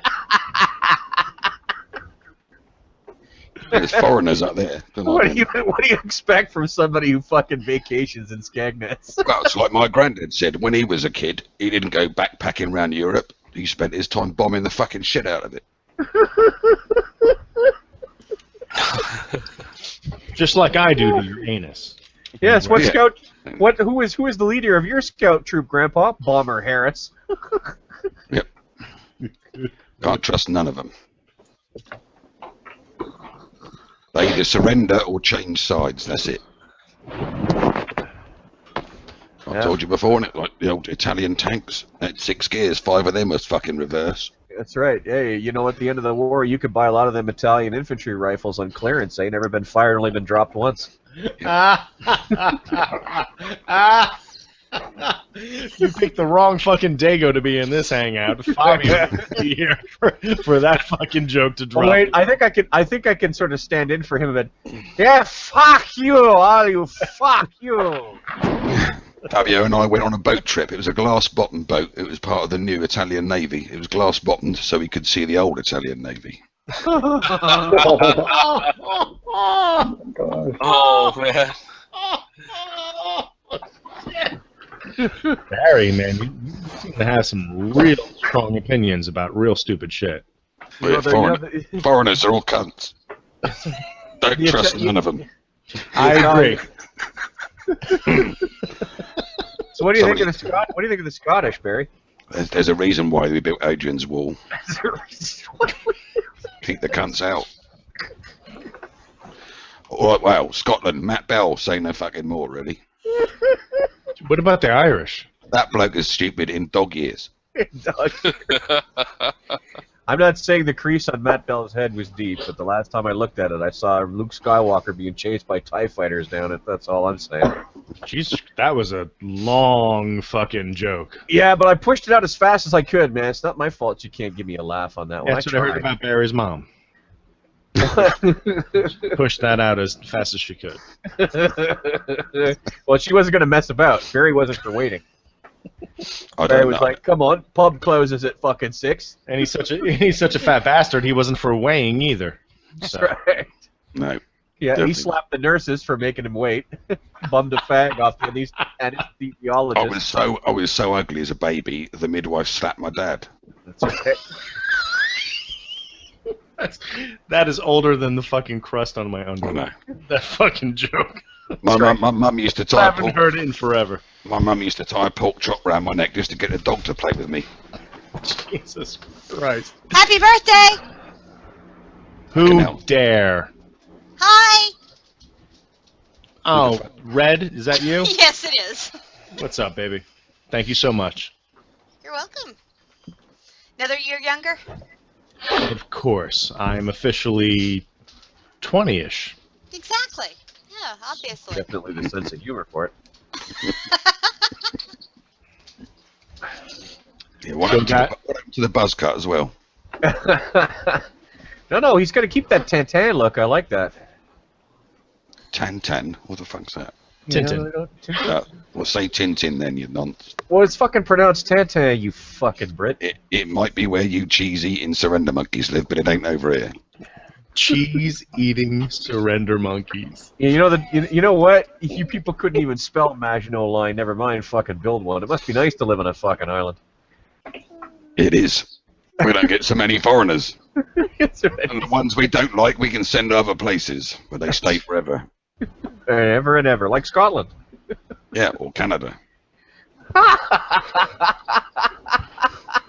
That was the punishment, going to spend time with a lot of other French cunts. I thought the punishment was to go to Australia.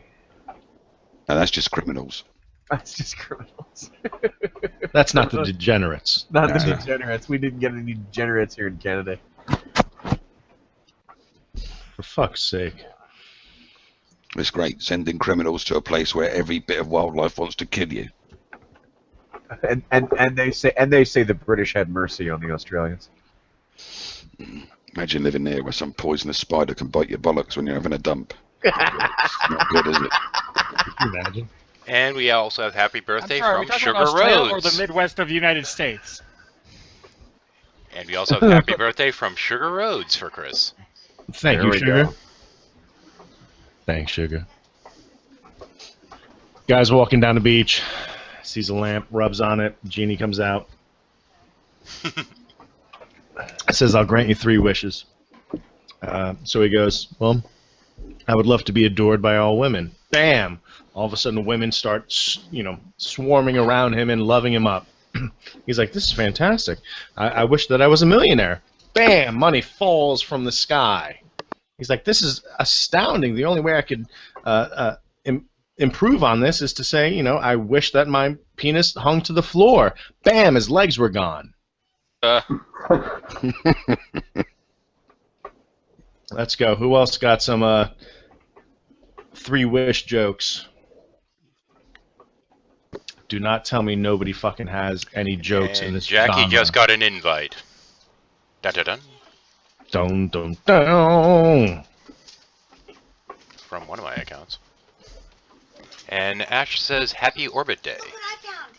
Yes. Hey, Jackie.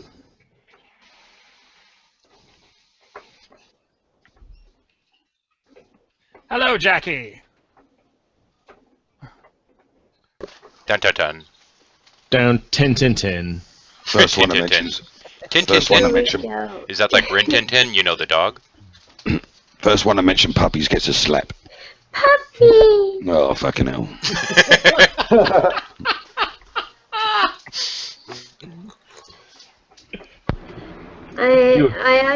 I'm not like so energetic this morning. Don't feel bad. Neither's Barry. Just well, remember, I have a hangover. Jackie. Remember that a puppy is not just for Christmas. In our house, there's usually some left over for sandwiches and Boxing Day. Oh no, you didn't. That's horrible. It's horrible because you didn't make them suffer. The more they suffer, the better they taste. What's the difference between a lorry load of sand and a lorry load of puppies? 200 calories? You can't unload sand with a pitchfork. Oh my God! Horrible, horrible, horrible. That's fantastic. So On from so many Rictus, a levels. guy finds a genie in a jar, uses up 2 wishes. Months later, he finds himself singing the song "I Wish I Were an Oscar Mayer Wiener."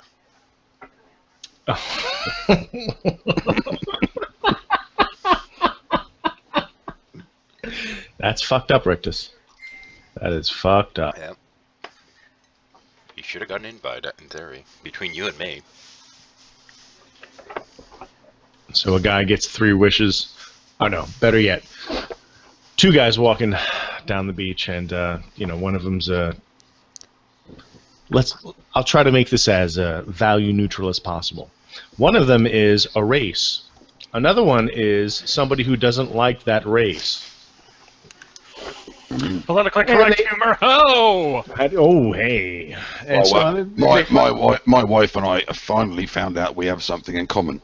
What's that? We both wish she was married to George Clooney. Oh, I thought that you were going to say that you both had penises. I thought that was a strap-on. I never found out till the honeymoon. Ooh. She gave you your prostate exam and was like, hands-free.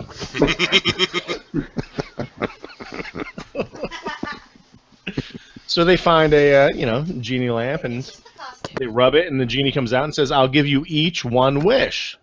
And so race A says, I want a house that has a 20-foot wall around the whole thing. Bam, he has what he asks for. The person who doesn't like race A, it's his turn for a wish, and he goes, I wished it was filled with water. Ba-dum-bum. No. I feel like you've neutered that joke to such a point. Well, my son started work today. He was his new job as a concrete lorry driver. Apparently, he's mixing well with all the other lads. That's awful.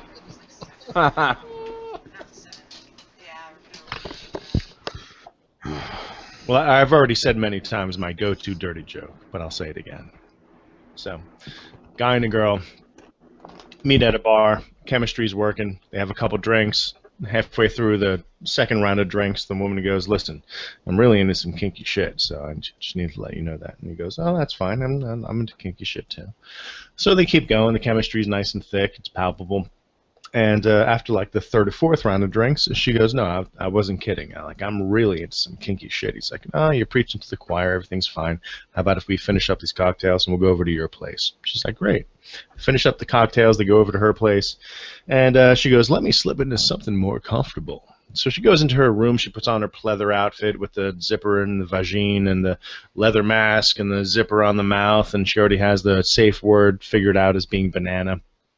She gets her cat of 9 tails, and she leaves the room, and he's about to leave the apartment. And she unzips the fucking mask and goes, I thought you were into kinky shit. He's like, I already fucked your dog and shit in your purse. I'm done. Oh, God. You never heard that one, Barry? That's a postmodern joke, that is. Well, as you mentioned, I mean, paedophilia is dangerous if you're me anyway, because children tend to choke on small parts. He just turned me into Muttley. My definition of a postmodern joke is any joke you don't feel comfortable telling to your grandma. Oh, really? Fits right in the theme of everyone seems to have a different idea of what postmodern is.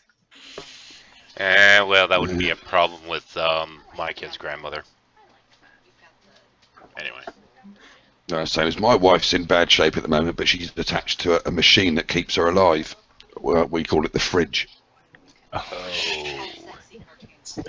Hey, Daddy, why do I keep running in circles? Shut up or I'll nail your other foot to the floor. Daddy, can I lick the bowl? No, you twat. You flush it like everyone else does.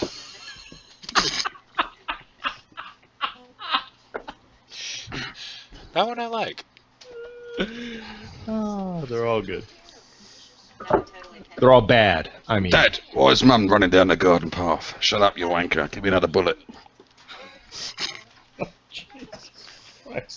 What's black and white and red all over? The nun that I kicked down the step. None with it. That's an old one. That's what's black, white, and red and can't turn corners. That's a nun with a spear through her head.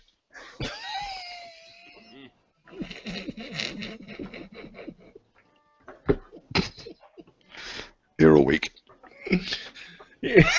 Try the veal. Don't forget to tip your waitress. Because I fucking won't. Unless by tip you mean just the tip. Just.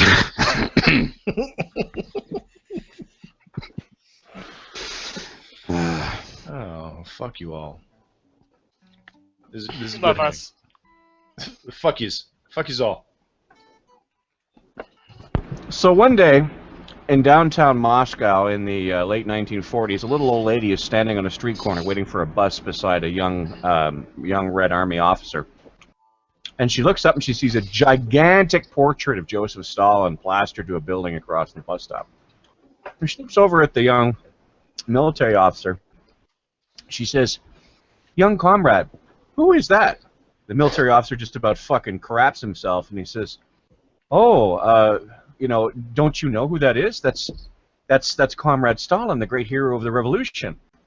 And the woman sort of shakes her head a bit and says, "No, I've never heard of this person." "What? He's a hero of the revolution. He drove the Bolsheviks out of the Soviet Union. He drove he drove the fascists out during the Second World War, the Great Patriotic War." No, she nods and nods, says, "I think I appreciate this man. How long do you think it'll take him to drive out the communists?"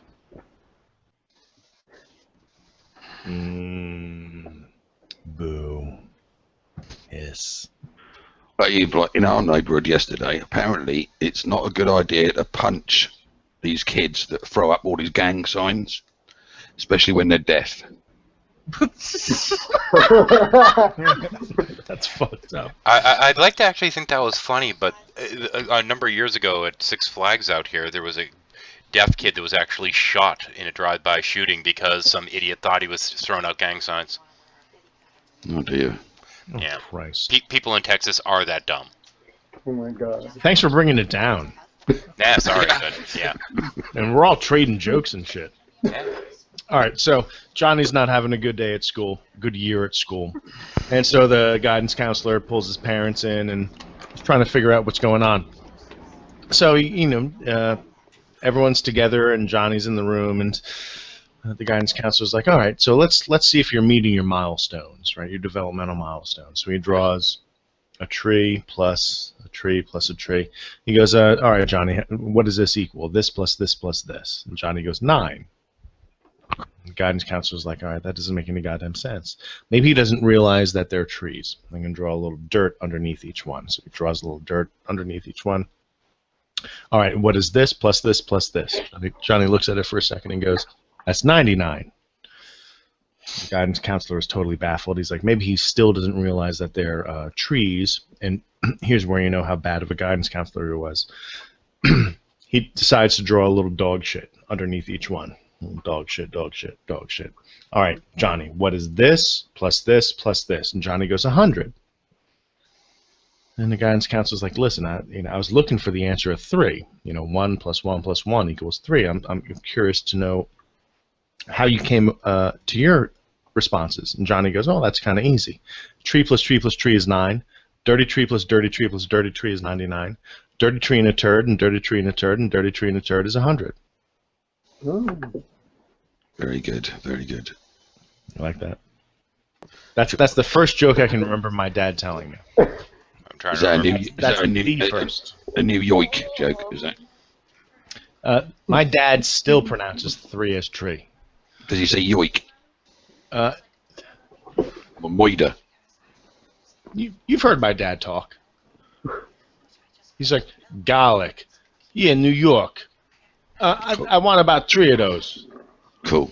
He uses like all the worst pronunciations of anything. It says words like whack and stuff like that. Have him whacked. His friends, Nicky the Rat, apparently, used to use. I'm not kidding. I know him, yeah. That's somebody's name that he grew up with. Yeah, he used to whack people. Cool. And now I'm going to be murdered because I just said that. I don't know. I'm trying to decide whether I should actually tell a clean joke or not. I found. I just told a online. clean joke. All right, wait. I found a dirty joke. It's not a online. clean joke. It came out of your mouth. That makes it dirty. Filthy. You're filthy. All right. One day, Mickey Mouse gets a call from his lawyer who says, "Mickey, you can't divorce Minnie just because she's crazy." Mickey replies, "I didn't say she was crazy. I said she was fucking goofy." Oh, that's good. Yeah, if you're a 12-year-old. Oh, that's fantastic. What's the difference between One Direction tour bus and Pornhub? What? There's less fisting on Pornhub. Oh. Jesus Christ. What's the difference between a really smart midget and a female marathon runner? I don't know. One's a cunning runt.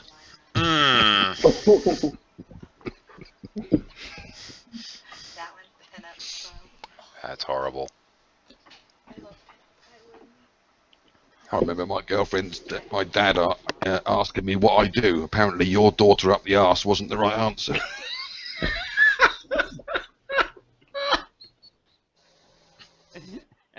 As he's cleaning his gun. Luckily we don't have them over here. Jesus Christ, Barry. I don't know why you have to be like this. You know what I particularly like, Barry, is when you had that nice conversation with Andy Jack. Oh, yes. Nice chap, Andy. Yeah. All that porn. There's lots of porn. Yeah. He's got a great business idea. Oh, the stupid cap? No, that's not it. That's a shit business idea, right? Oh, okay. Yeah, he's sold 2 so far. Doing well? He's given away more than he's sold.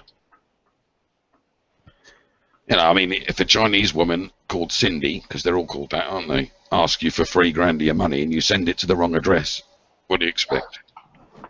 Cindy. A happy ending. He did. Always want the happy ending. It's all about the happy ending.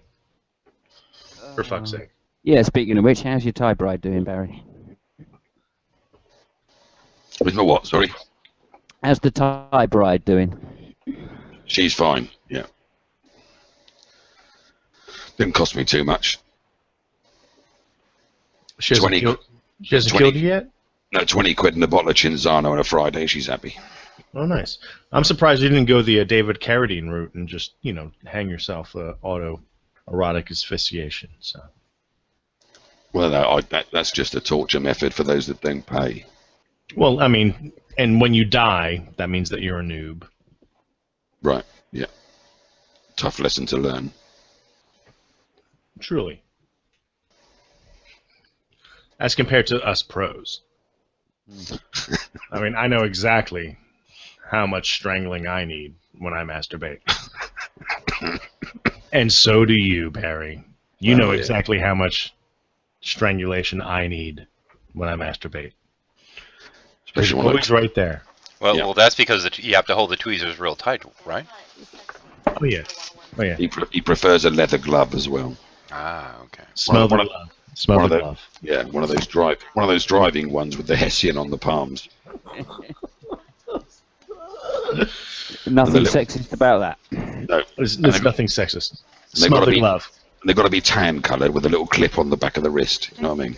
The proper driving gloves. How much more specific do you need to get there? I mean, for fuck's sake. I mean, driving gloves are driving gloves. Let people's imaginations run wild. You don't need to be given specifics like this. So what? I like burgundy fucking driving gloves. When you choke me out while I masturbate. I've had them since 1972 when I bought that Triumph Toledo. Listening to Judas Priest. No, fuck that shit. Bit of Frank. And all that heavy metal nonsense. Bit of Sinatra. Hey, Dean Martin outsings Sinatra any day. Yeah, either or. Hey, watch it all break both my legs.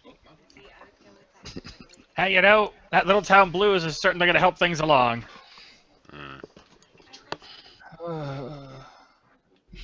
I want to sing a Dean. I don't know if Dean Martin's a better singer than Frank Sinatra, but he sure as fuck wins the award for most functional drunk.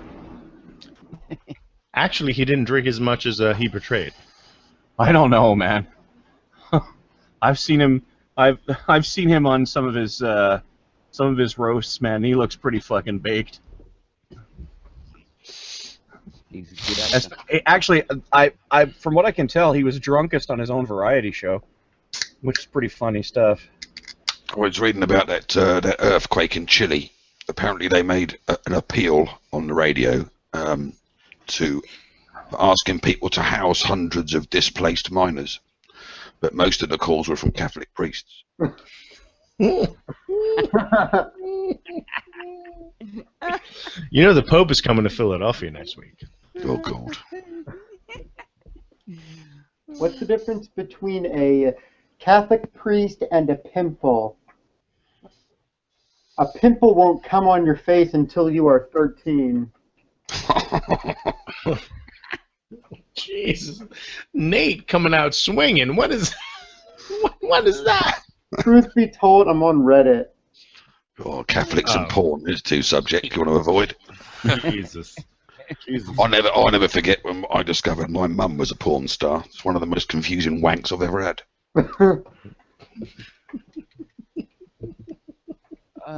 Still, you came very quick, now, didn't it? Well, depends.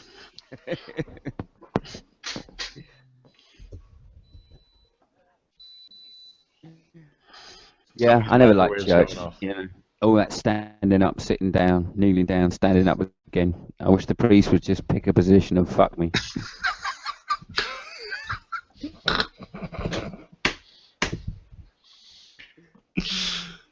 Oh my God! And this is the part. This is the part of the hangout that's being broadcast. That's the best part. Yep. Yes, it is. And you asked to be broadcast. Yes, you did. You have no one to blame but yourself, Maute. And me for enabling it. Yes, and you for enabling. But hey, let's face it. If it wasn't you, it'd be someone else. No, it'd be me. No, I'm not convinced it would be anybody else. So read some of the jokes that are being put into the. It's Newfie jokes. I don't know how well they translate to people that live in like the real world.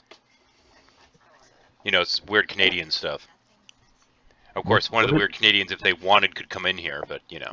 What's a Newfie? People from Newfoundland or Newfoundland. I don't know. So it's Newfie humor, which if you're not Canadian, I don't know how well that translates. It's more like, you know, insert group here. So they're kind of sucking. Okay. If somebody has a Sam the Scientist, I'll invite him. Yeah, invite him. Let me check him on Skype to see if he's up. All right, I got another one. The teacher asked Jimmy, "Why is your cat at school today, Jimmy?" Jimmy replied, crying, "Because I heard my daddy tell my mommy I'm going to eat that pussy once Jimmy leaves for school today." Jesus Christ. I remember being late for school once. My teacher said, "What, you're late?" I said, "I'm sorry I'm late, miss. My granddad got burnt today." She said, "Oh, was it serious?" I said, "Well, I don't fuck about the crematorium, you know." Rick just says, "Fuck you guys, I'm going home." Wait a minute. So you're going to fuck us and then go home? What the hell, man? Stay a little while. Cuddle. That's like taking your balls and going home. Yeah, man. Well, actually, when I go home, I usually do take my balls with me. I don't just leave them randomly all over the place. I see Bob Geldof said he's going to open his home to 4 refugee families. That's quite nice of him. But mind you, with his record for parenting, I'd rather be in a fucking dinghy with 40 others. Jesus. Why you gotta fucking... Why do you have to insult Bob Geldof, of all people? He doesn't like Mondays. He's a twat. Oh, all right. Yes, a very concise answer. Why? Yeah. Well, because he's a twat. Yeah. When people are in trouble, he comes on telly to tell everyone else to give him their money. But he's got fucking millions. He don't do fuck all. Give us your fucking money. No, you, Bob, give us your fucking money. You've got loads. We haven't got nothing. A family walks into a hotel and the father goes to the front desk and says, "I hope the porn is disabled." The guy at the desk replies, "It's just regular porn, you sick fuck." Getting worried about you, son. With good reason. Oh my God. How dare you all talk like this? Well, you know, if they don't have any legs, they can't run away. You might want to learn something from that, Chris. Oh, stop it. Stop it. What do you call a deaf-blind kid with no arms or legs? Names. What do you call them? Names. I know what you call a bloke with no arms and legs in a swimming pool. Bob? Yeah. If they're on the front door, you call them Matt, you know. Yeah. I mean, the police here are getting better than they are in America. I went to the police station, one local one, and said that I wanted to report a rape. And about 30 seconds later, they sat me in a private room with a counsellor and a cup of tea. I thought, fucking hell, they don't half treat you well when you hand yourself in these days.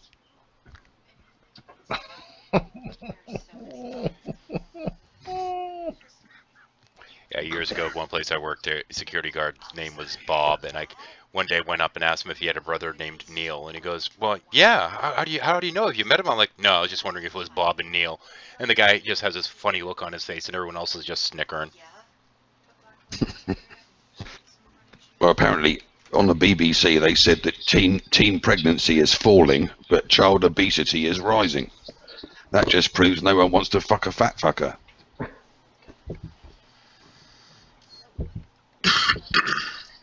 That's like the George Carlin joke. Did you ever notice that the people that are against abortion are people you wouldn't want to fuck to begin with?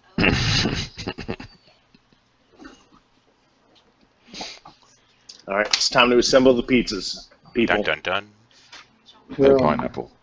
No, I feel like I should bring up that pic again. Give me a fucking break with that noise. Oh, hang on a second. Hang on. Hey, kiddo. Who was that actually a picture of? The shirt. John Green. John Green. Author. Okay. Who's that? An author, John Green. I got stuck in Paddington the other night.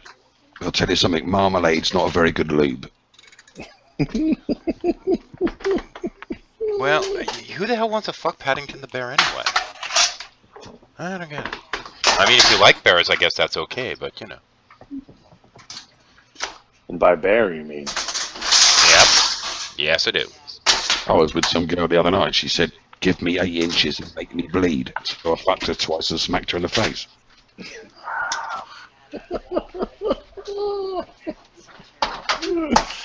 That's my joke. Now it'd be a lot more than twice for you, Chris. Hey man, if you want 9 inches, I'll have to bang you at least 12 times. Call it a baker's dozen. So this guy goes into the bathroom one time and he's standing at the urinal and he's springing a leak and he looks over and finds there's a hole in the wall beside the urinal. And over top of the hole it says, "Stick it in here, we'll do for you what your wife does."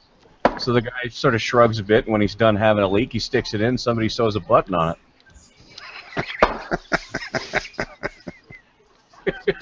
Oh. Somebody does what? Somebody sews a button on it. Maybe if you weren't trying to fucking create a brand new vehicle over there in your kitchen. It's like fucking. I'm gonna go assemble a pizza, and it's the junkyard wars for 15 minutes. Like, I'm probably going to pronounce this wrong, but we have Maginus Paul. Happy birthday, Maute. Thank you so much. I was out the other day, I saw some kid pretending to be a dinosaur, which I thought was quite good. So he looked a bit lonely, so I joined him.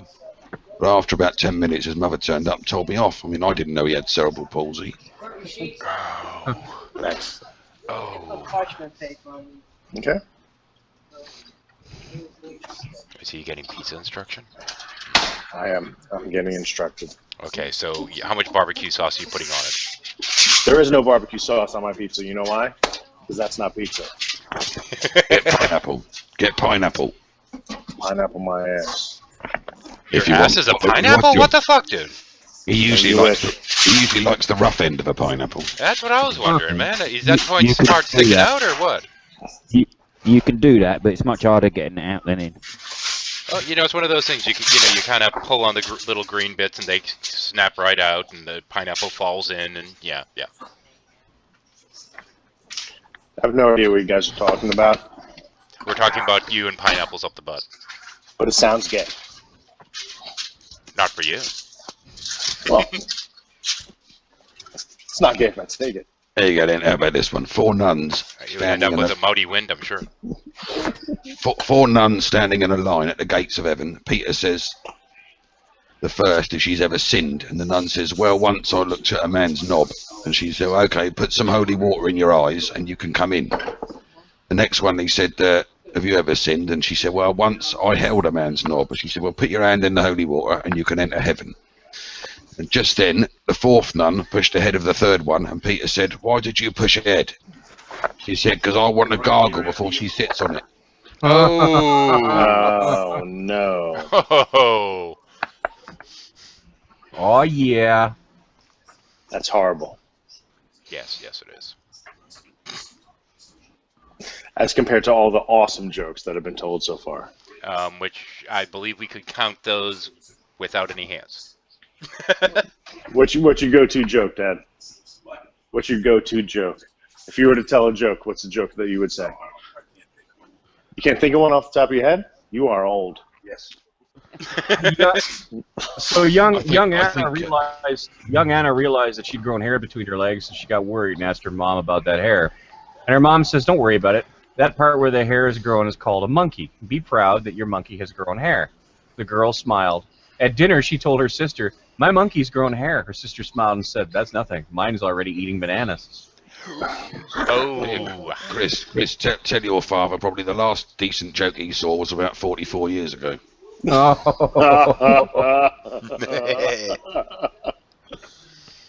buddy of mine tells me that the best joke that you've had, Dad, that you heard 44 years ago. Are you listening? Hey, Dad, I'm talking to you. He doesn't give a fuck. Yeah, no, he doesn't give a fuck. A buddy of mine says that the funniest joke that you've ever heard, you saw 44 years ago. I'm 44 years old. Yeah, I know. Yeah. He neither cares nor gives a fuck. Does not give a fuck. Hey, Jello, we're telling bad jokes. How's it going? What's that? Your eyebrows went down to the crack on your ass. My eyebrows went down to the crack on my ass, is my dad has to say about that. That's fucking brilliant. So you're saying your ass now looks like a Muppet? See, you should know better now, man. Never spit game at your old man. He can freaking take care of it. It's funny till it's not. Did you know that you can burn up to 150 calories in one vigorous session of masturbation? But it gets you kicked out of Weight Watchers, though.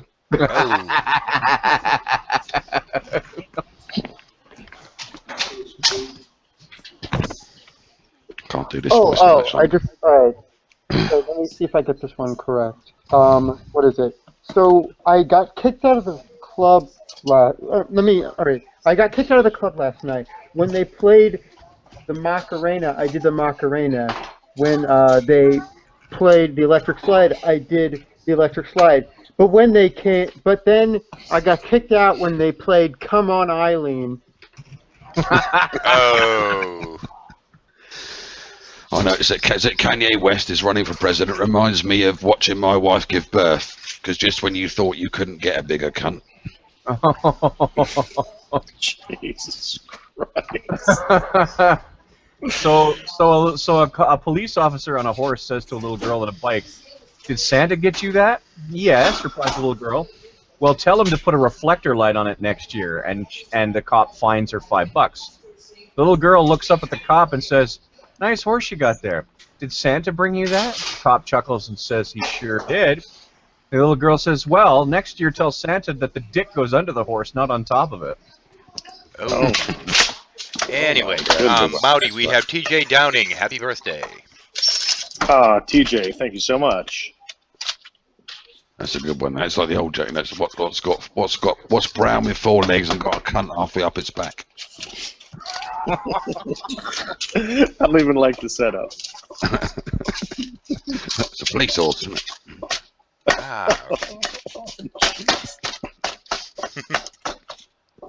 Oh.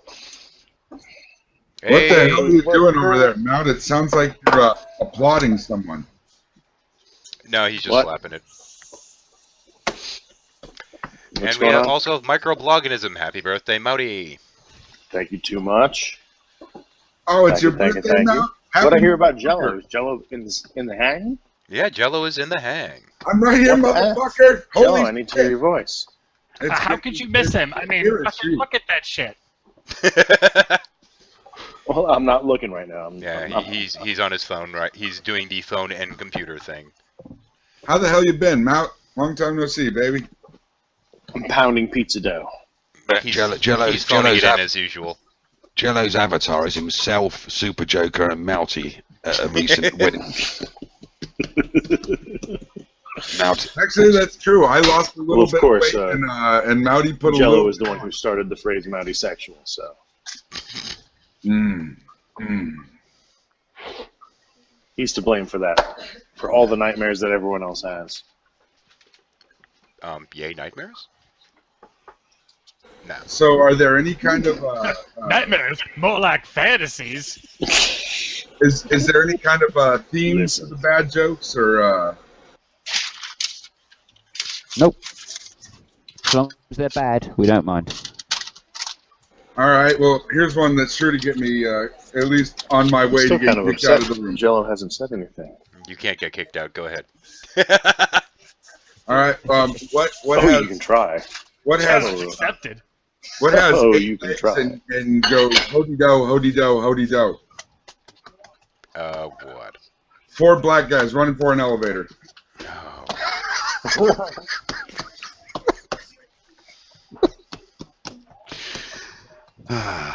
Oh.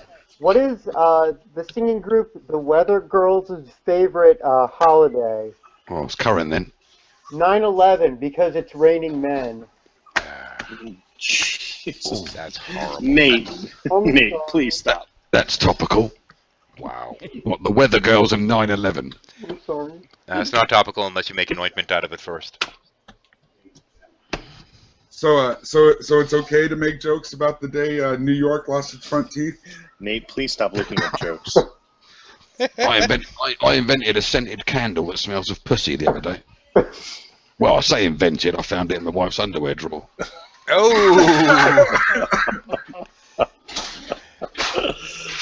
And it does get worse. Yay!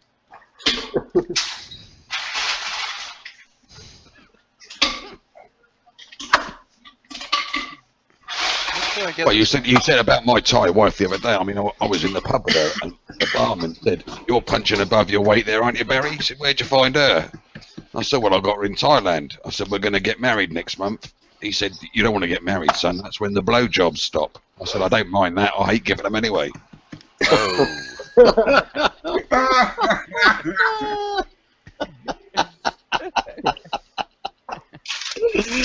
Oh, that was awesome.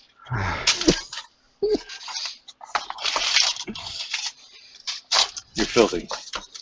You are a filthy beast. Okay, my girl put in a joke, but I'm not sure it translates well. I have the feeling in a different language it would work a little better. Why do you blend a baby feet first? So you can get a blowjob while you're doing it? I don't get that joke, but I'm pretty I sure think that translates just fine. Okay. My late grandfather only used to tell people what they wanted to hear. Lovely man, he was a fucking shit doctor, though.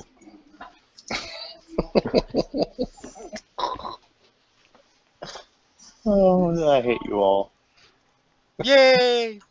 To death. But we love your hate. We like to bask in it. As you should. Your tears taste like candy, Gov. Oh, did Dick Van Dyke come in? No, just a bunch of dicks. Mostly dicks. Oh, blimey, Governor. I'm going up here with some beers. Oh, shut up. Well, when I want any zipper from you, oh fuck, I'm just gonna shut up. In my neighbourhood, we had a bit of family problems. I said, just locally, I said, have you seen my niece? She's been missing since yesterday. And I showed the photo, and one bloke said, that's just a picture of an empty chair. I said, I know, I just told you she's fucking missing. You're fired. I know what you were gonna say a few minutes ago. If I wanted That was horrible. to get out of you, I'd squeeze your dick hole, right? Is that what you were gonna say? Ooh. Come on, that was good. I like that. Oh, okay. Oh, come on. Everybody knows the easiest way to circumcise you is to kick your girlfriend in the mouth. What? Oh, I thought that was the best way to break a Pollock's nose. Yeah. Totally fucked that up from the get-go. Yeah, but I haven't heard a Pollock joke in a long time. Then again, I used to have a rabbit. I used to have a rabbit that I named Poe, actually. They don't have to be Pollock jokes. You can just rearrange any Pollock joke. Like, I got confused the other day when... So for those of you that don't know the joke, it's supposed to be, how do you break a Pollock's finger? You punch them in the nose. Mm-hmm. All right, good one. I was dancing in the club the other night with some fat bird. And she kept looking at her watch. She said, it's nearly 12, I'll have to go in a minute. I said, why? Do you change into a fucking princess or something? She said, no, you cunt, the kebab shop shuts at 1.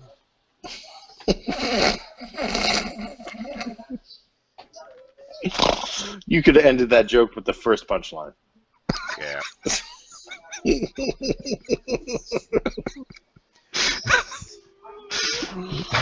Give me a break, I'm trying. Give me a break. Give me a slice of a fucking break. Bad enough doing this fucking voice for an hour. But I can get away with murder doing that, that's all right. I know your pain there, Barry. I can feel that one. Yeah, either that or well, isn't it? Yeah, it was fucking awful, man. Well. There were some days that I couldn't really talk very well afterwards. Yeah. Well, that was the whole reason I came into this, because the idea of Barry, you see, is supposed to be a British version of Rand Campbell. That was the idea. Yeah. You were more of a Dick Breath at one time, right? No, wait a minute, though. Joe, you said you couldn't talk well afterwards. Could you talk well before? Well, in my normal voice. No, I mean, yeah. Well is relative. Okay. Well is relative. It depends on what kind of a head doctor you go to. From Sugar Rose, how do you make a nun pregnant? Dress her like an altar boy.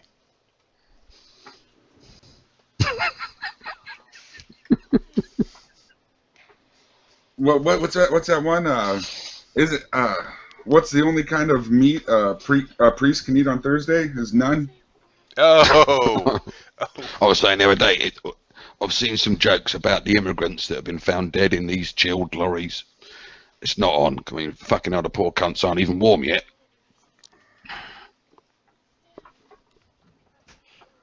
That one was good. I think the language barrier caught something there. I think it's time for a Doctor Who quote, and silence falls.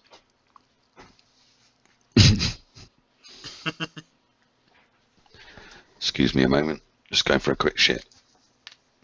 So, what's the best lubricant for anal sex then? I don't know. We're waiting for you to tell us. Oh, right, okay. I don't know. Blood? No. No. It's tears, really. Priest's tears, by chance? No, never mind.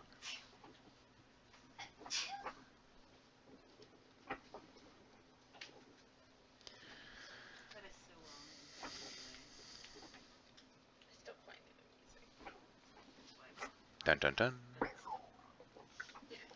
So what kind of pizza are you making, Chris? Ah, he's muted. Actually, he might have fallen out of the hangout. That might be the alternate Chris. We don't know. He might be walking from one system to the other. Yeah, there was 2 of them at one point. Fucking one of them's bad enough. Yeah, that's the only way he's going to multiply.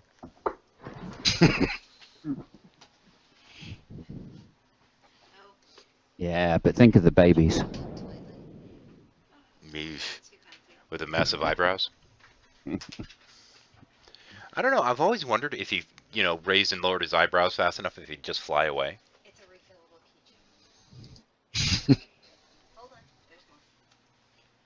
I can so see you doing that. Chris! Ah.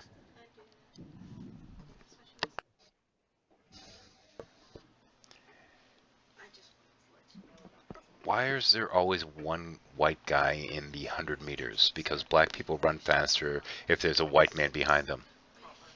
Thank you, microbloganism.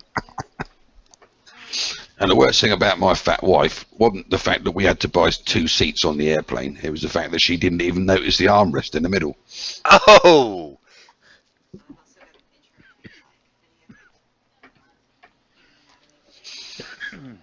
It'll get better, I promise. I don't know. So I think we're winding down here. Need to get Chris's butt back in here.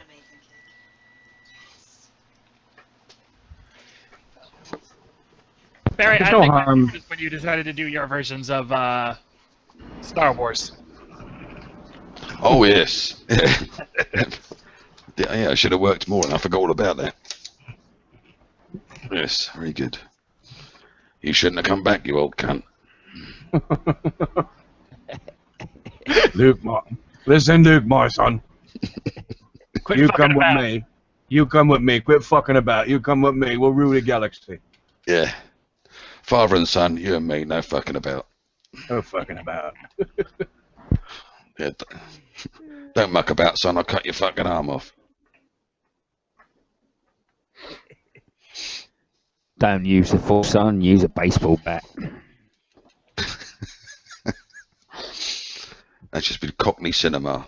No fucking about. No messing. No complicated plots. Kill Bill, hurry up and do it. Yeah, get in there, fucking smack them. Yeah.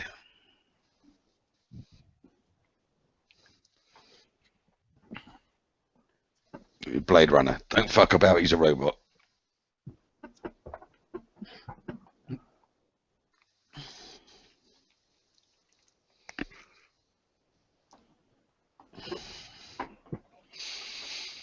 Save time, she's your sister. Don't kiss her. What was that about anyway? Somehow she'd always known they were brother and sister, it's just that she didn't know when he was copping a feel giving her a snog.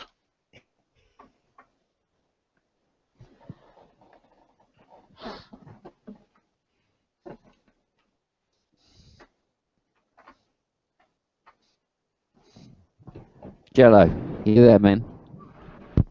Yeah. I just had to take a phone call. What did I miss? Alrighty. We were just doing a no-nonsense version of films. No nonsense version of films. Yeah. Cut out all the shit, you know. Yeah. I saw something really funny in a movie. Not the greatest show ever, but they had a really great one-liner. The scene is it's in the future, and there's an older guy, so he was like around during this time, and the one guy he's talking to, he's in the earbud of a guy crawling through a ventilation shaft, and the guy goes, "Now I know what a TV dinner feels like." And the guy that's in his ear, the old guy, is like, "I can't believe that you remember that one." He said, "What, Die Hard? Yeah, I saw it in 3rd grade." He says because he doesn't remember what TV dinners look like. He only remembers the joke from having seen the movie Die Hard from when he was a little kid. Wow, just killed me. That scene, that was a brilliant joke, in my opinion. Well, now that Bob Geldof has said that he's willing to take in a number of Syrian families, apparently I want the dirtiest, most unkempt, smelliest, scruffiest fucking family you can find, said the refugee.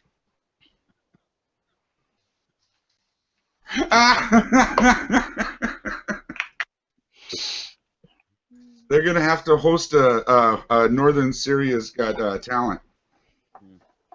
Yeah, I think Simon Cowell's already said he'll take a couple of families, and unfortunately, only one of them gets to stay at the end. I went out on a date with a librarian last night. It cost me a fucking fortune. It was my fault. I shouldn't have kept her out for too long.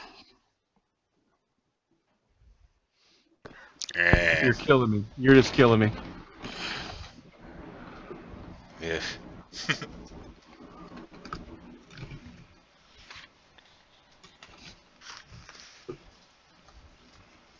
Let's see now. So Barry, how would you have given speeches that Churchill gave in the Second World War? What would you have done to those speeches? Just kill the cunts. We're not meeting them over here. We're fucking them over there. Yeah. We'll fight you fucking anywhere, you bunch of bastards. Never so much been given. Now give some it back. Yeah.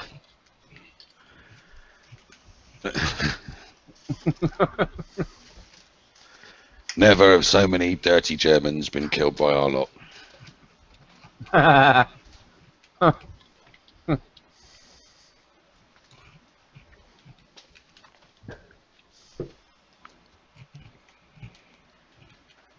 Well, I said that before about famous speeches in history, or famous last words. That was the captain of the Titanic. Said, "Where's all this fucking water coming from?" What the fuck was that? That was the mayor of Hiroshima. Oh, Mama Cass's last words.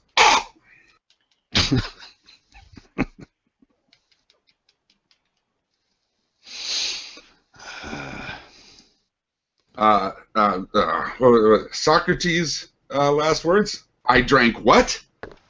Yeah, I know that one.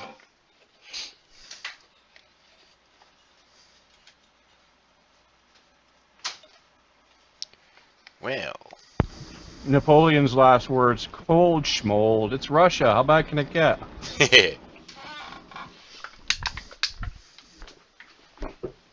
Or alternatively, Wellington. Wellington is a boot. A boot. Or if Caesar's last words, "Oh, hey, Brutus, I see you brought some friends. What's up, man?" Kegger after the Senate?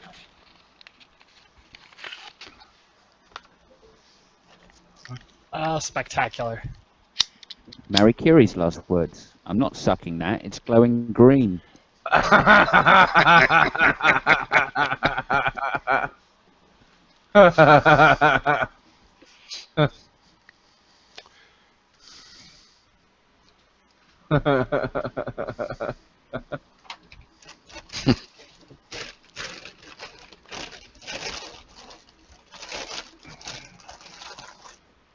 And running on empty. So I'm going to tell you a funny little story about East-West relations and interfering with countries. I don't know. Maybe it'll be funny. Everybody I've told the story to so far thought it was kind of funny, but maybe they were just being polite to me. They're being polite. Go ahead. You're funny, heathen. Remember, they called it a cheap shot because any baboon can take it. You got it. Where was I? Oh no, Sokka went away. Oh. See, I tab out for 2 seconds. Where was I? Well, that sucks. East-West story. Yeah. So, Continue. So, right about the time that the Soviet Union decided that they were going to make Afghanistan their extended backyard, they had the Mujahideen had a terrible time with the Red Army at first, particularly their giant flying tanks that we called Hind helicopters. I mean, the Russians said, hey, let's take a railway car, put a rotor blade on it, as many guns as we can hang off the side without the engineers going, you understand that physics is actually a thing. So they were having a lot of trouble with this, and so the American aerospace industry, the American military aerospace industry, had just invented this lovely thing called a Stinger shoulder-launched, ground-to-air, missile designed specifically for knocking planes out of the sky, or at least making their pilots rethink their career choices. So, now the thing that, just very quickly, there's two things you have to understand. Well, there's two parts to a Stinger missile. There's the big tubey part you stick on your shoulder, look through the thingy, and go, that looks like a plane to me, and pull the trigger. And there's also a secondary part, which looks like an oversized VHS machine. And it's a miniature computer that interprets identify friend or foe signals. Every plane has an IFF transponder. It just makes killing people in the battlefield much easier. And this is the little device that interprets IFF transponders and tells you that you're shooting at the right person. Now hold on to that in your mind for a second. When the CIA started distributing Stinger missiles into Afghanistan, you have to understand they were giving it to Mujahideen tribesmen. Most of these people, the most technological thing they'd ever seen in their life was a Kalashnikov, and the second most technological thing they'd ever seen in their lives was a goat. So when they gave these Stingers to the Mujahideen tribesmen, the tribesmen understood about the shoulder fiery part because they'd seen similar weapons, but they looked at the little box they were supposed to carry on their shoulder with the beepy boopy lights and the strange noises, and they thought, this thing is 2 ticks to the left of Satan's work. And they would often dump them in the sand or ignore what they were telling them. So they figured that as far as they were concerned, they didn't have any planes. Afghanistan didn't have an air force. So what the hell did they need to worry about identify friend or foe gizmos for? So obviously everything flying over Afghanistan was the enemy, right? Right? Yes and no. What nobody had bothered explaining to them, because it probably didn't seem pertinent at the time, was that all sorts of airlines sent all sorts of strange, wonderful planes across the skies of Afghanistan. But this didn't really matter, since the second that most Mujahideen tribesmen with one of these things on their shoulders heard even something remotely resembling an airplane, they fired it into the air, let the infrared tracker grab it, and it was a shooting gallery up there. So, after dropping the 4th Korean Airlines friggin' passenger liner trying to go from point A to point B and cross the Hindu Kush Mountains, the CIA the American State Department was contacted, and by contacted, screamed at by the United Nations. And the CIA guys went back in there, and they had to do some remedial learning so that the guys flying Japan airline flights didn't have to put on a little bandana and have a cup of sake first before they flew over top of Afghanistan. And you didn't get guys from India Airlines trying to punch a flare gun out the side window of their airliner to see if they could distract a shoulder-launched ground-to-air missile. And I guess I'm the only person who finds that even remotely amusing, but it's a little piece of world history for you there, for those of you that. But the Mujahideen were some very interesting people. They having not received any formal training in the arts of war, and specifically in how you're supposed to use this or that or the other thing, they thought absolutely nothing of dragging pack howitzers up the sides of mountains and sticking them into caves. So when those Russian helicopters I was telling you about would fly and take a look into the cave and see if they could find any Mujahideen there, they would instead find a 75mm cannon sticking out of the side of the mountain. What the fuck are you talking about, and why do we care? I don't know. I spaced out 20 minutes ago. I thought it was kind of neat. What are you talking about? Oh, fuck would you know? You're off fucking with pizza. So there. I gotta eat dinner. Yeah. Yeah, well. trying to A hold it man together does here, have dude. to eat. And Heathen, well, Heathen's just taking the cheap shots. No. You, Actually, courtesy of the stroke, I can only pay attention so long before I just start going la la la la la la la la la la la la. Banana splits. Boy, You got it. Your insomnia shuffle must just be a hoot. Not lately. You guys are missing the point, man. We're here The to voice tell- of Jello. Exactly. Reason. I know what you were thinking. Reason. We're here to tell jokes, and the longer of a joke, the better of the payoff. So No. We're here to remind Maute how fucking old finally he is. got to the end of whatever the fuck Gus was doing. It was gonna be hilarious, and if not, of course, he should have been stoned to death. Oh, okay. I thought it was going to be a joke with like a really long like context, so we wouldn't all be confused. Well, Jello would love to be stoned to death. Before I started talking, everybody was saying nothing, wondering what they were going to say next. I love the idea of stoned, but what's this to death part, Maute? The first part's okay. If you were to die, wouldn't you rather die stoned? Oh, sure. Wait. How is that unlike any other moment with Jello? Yeah, I was going to say, not much chance that anything else for him. So when I think die that stoned, might they be a can sure say thing. he died like he lived. He died like he... You could smoke his ashes. A true American hero. That's right. I do call my balls meatballs. My So, balls are bigger than my dick. What rock are you crawling out from, Maute? It's been a while. Haven't seen you for a minute. I kind of missed you, Maute. You don't have to say kinda. Just admit it. Okay. I didn't miss you, Maute. I missed the hell out of you, Maute. I missed the hell out of you. Oh, Maute. Yeah. Had to say it. No, I didn't. I actually have to say that I didn't miss him at all. All my texts went through just fine. Oh. Trying to make me jelly. Yeah. Trying to make Jello jelly. The hell's wrong with you? Jello jelly sounds tasty. That's a spicy meatball. Paranor. That's all right. He doesn't think you're ready for that jelly.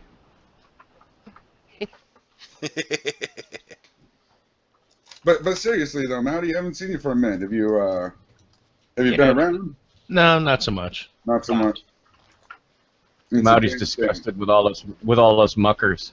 I think that everybody sucks, pretty much. Well, you're right. Pretty much. It's a fair assessment. That's my elitism, where I get to psychoanalyze people. Everybody worth dating anyway. If they don't suck, I wouldn't spend $1. You know what I'm saying? Like that's. And I'll tell you what, I recently dated a woman who didn't suck. Oh. I bet that didn't last very long. We still keep in touch because everything else was quite good. Right. Yeah. But there are deal breakers, and that is one of them. That's... Well, you better have something in common with your sister. I had this girl one time who go, well, maybe if I was married. I'm like, nice knowing you. No, she said, I'm not very good at it. And I was like, well, how do you get better at something without practice? Yeah. Wait, hang on. There was this gal that I dated ages ago, and dated's the wrong word. It was a kind of bi-weekly, scratch the itch kind of thing more than anything else.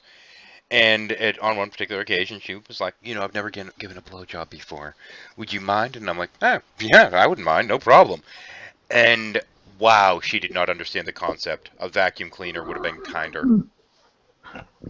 You're going to say what? She had a massive dick? Is that what you mean? No, it was one of those things that it's like, okay, now it's crooked. I'm going to have to straighten it back out. Now I know why you've never given a blowjob before. Yeah. It's when you hear her go. Yeah, bad experience. I mean, it's amazing that somebody could actually be that inept. Yeah. Although everything it takes practice like everything else does. Right, Barry? Technically, it is a confusing name, right? Well, That's I mean, true. the thing is, okay, when you go to like I don't know, like McDonald's or some place, and you get one of those crappy shakes that you sit there and you just and you can't get anything out of the straw. She was acting. That's basically her version of trying to give a BJ. At least she didn't grab it like a ketchup bottle and slap it on the top. Might as well have, man. I don't know what you expect. It takes 7-year-olds a long time to learn things like that.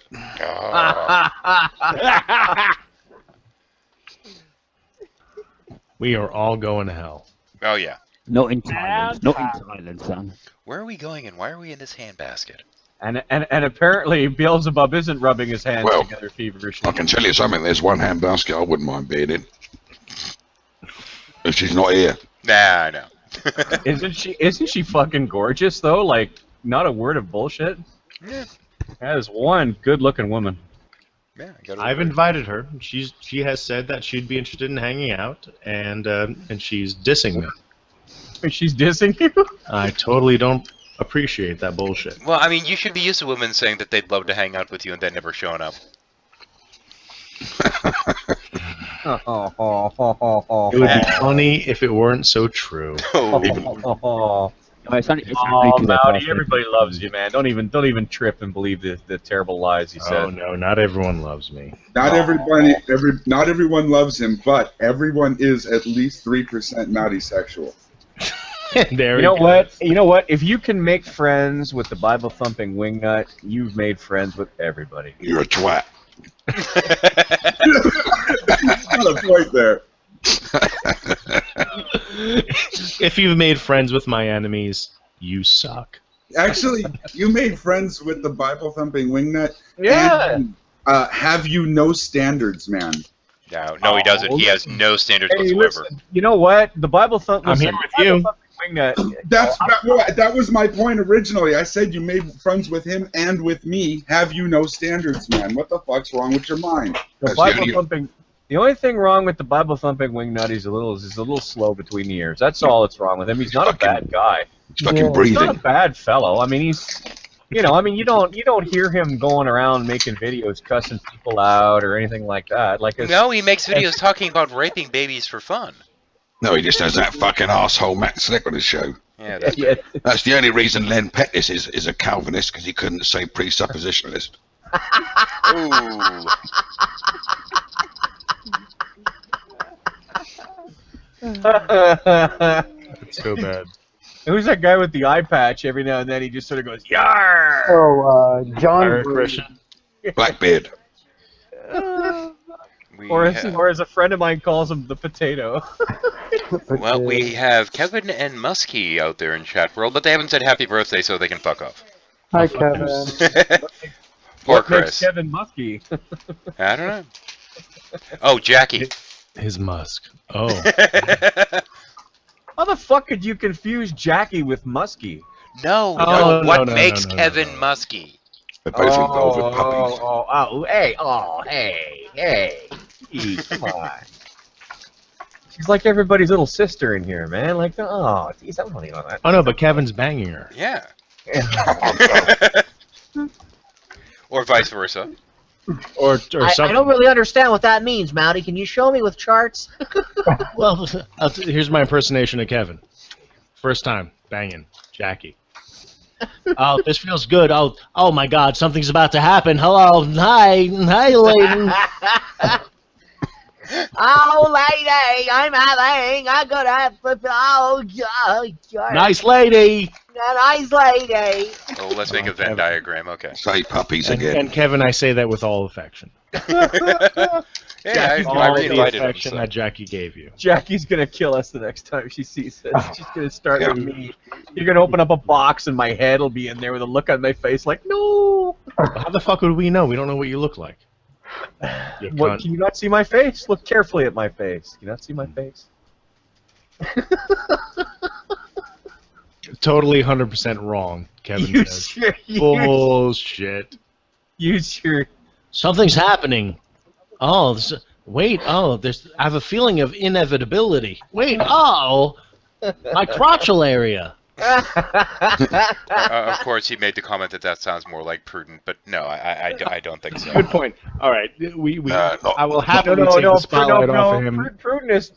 Yeah, I Not don't whiny. know. Not whiny. I just don't think much of sex. You know, I've thought about it, and Never I fucking don't seen it. understand any of it really. I can't I don't understand why anybody even thinks about it. I'm gonna go bang my head against a wall here, guys. I'll see you in a couple of minutes.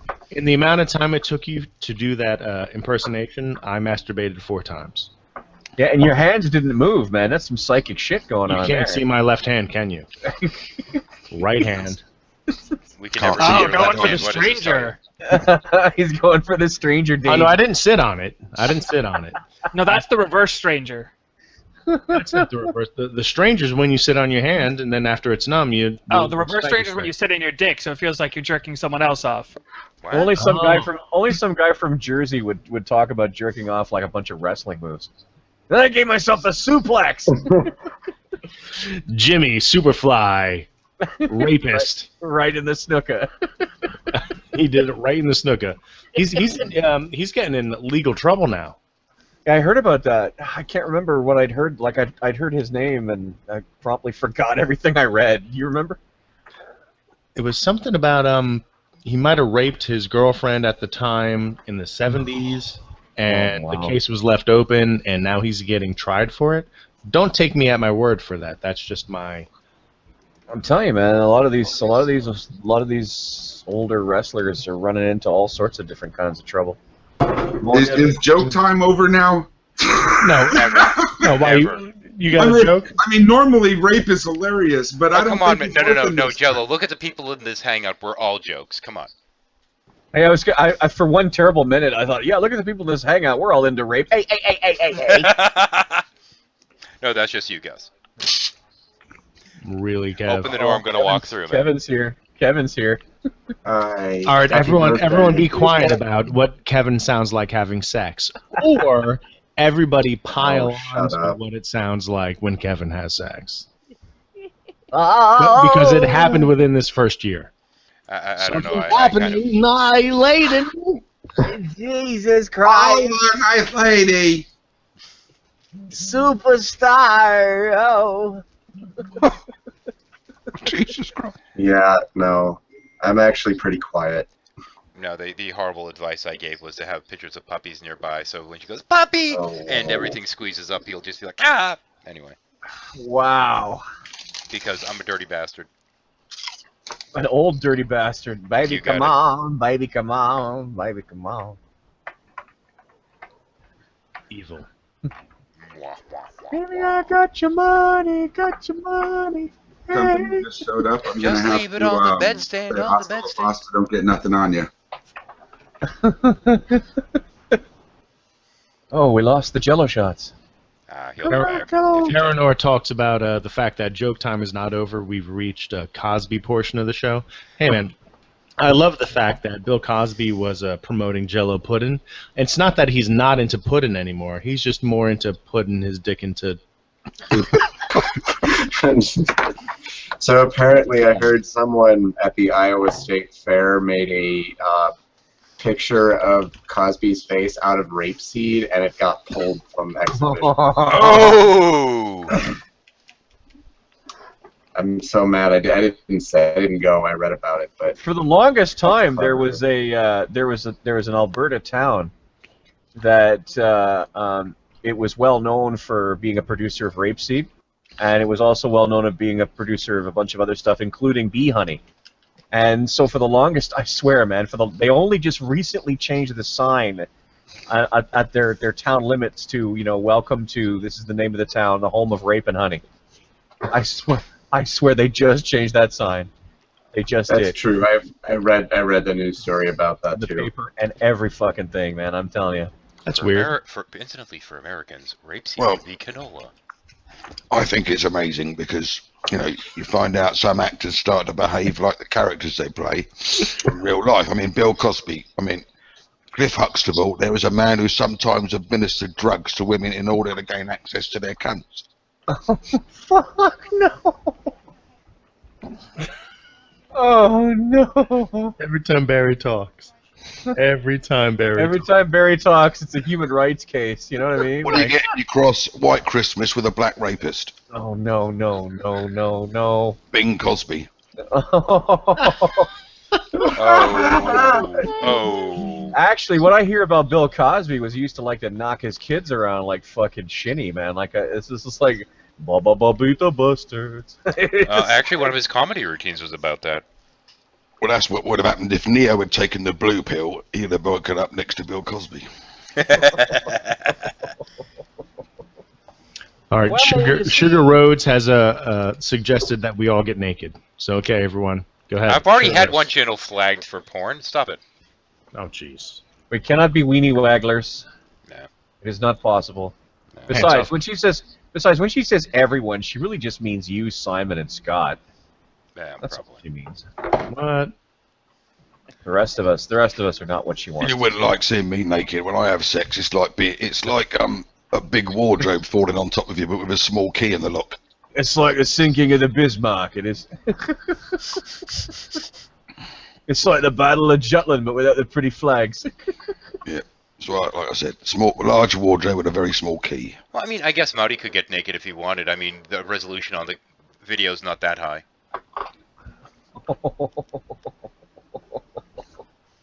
Yeah, well, mind you, I was going to say his dad's in the room, and it might not be the first time he's been naked in front of his father, but who knows? Oh, jeez, I hope so. Otherwise, his dad went through his entire life without changing a diaper on him. Now there is that. My dad's old school. I think I'm the first kid that he changed diapers of. Yeah, the first time you made a mess, you grabbed. That was only last year.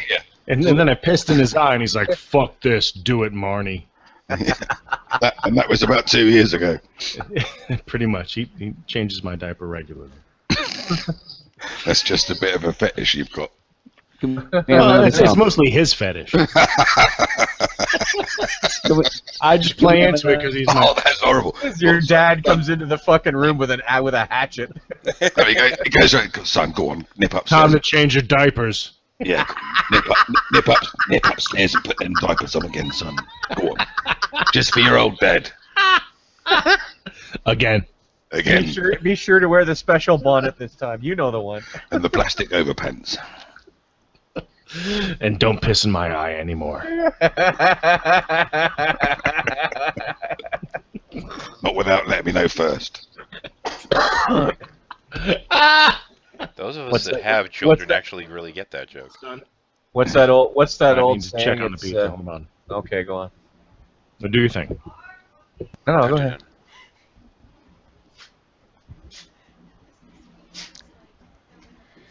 And it's been pointed out that in a few more birthdays, then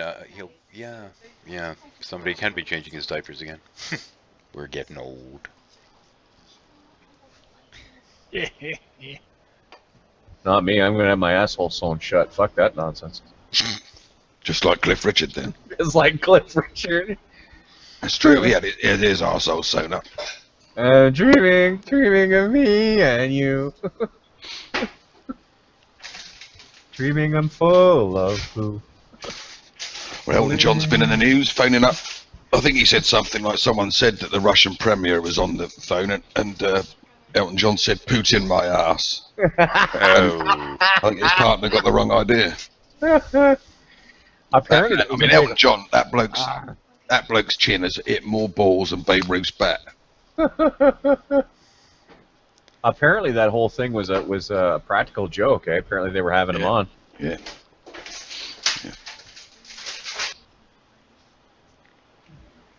They was having him on. They was.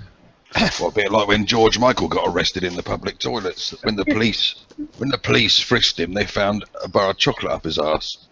He said it was a careless whisper. Horrible.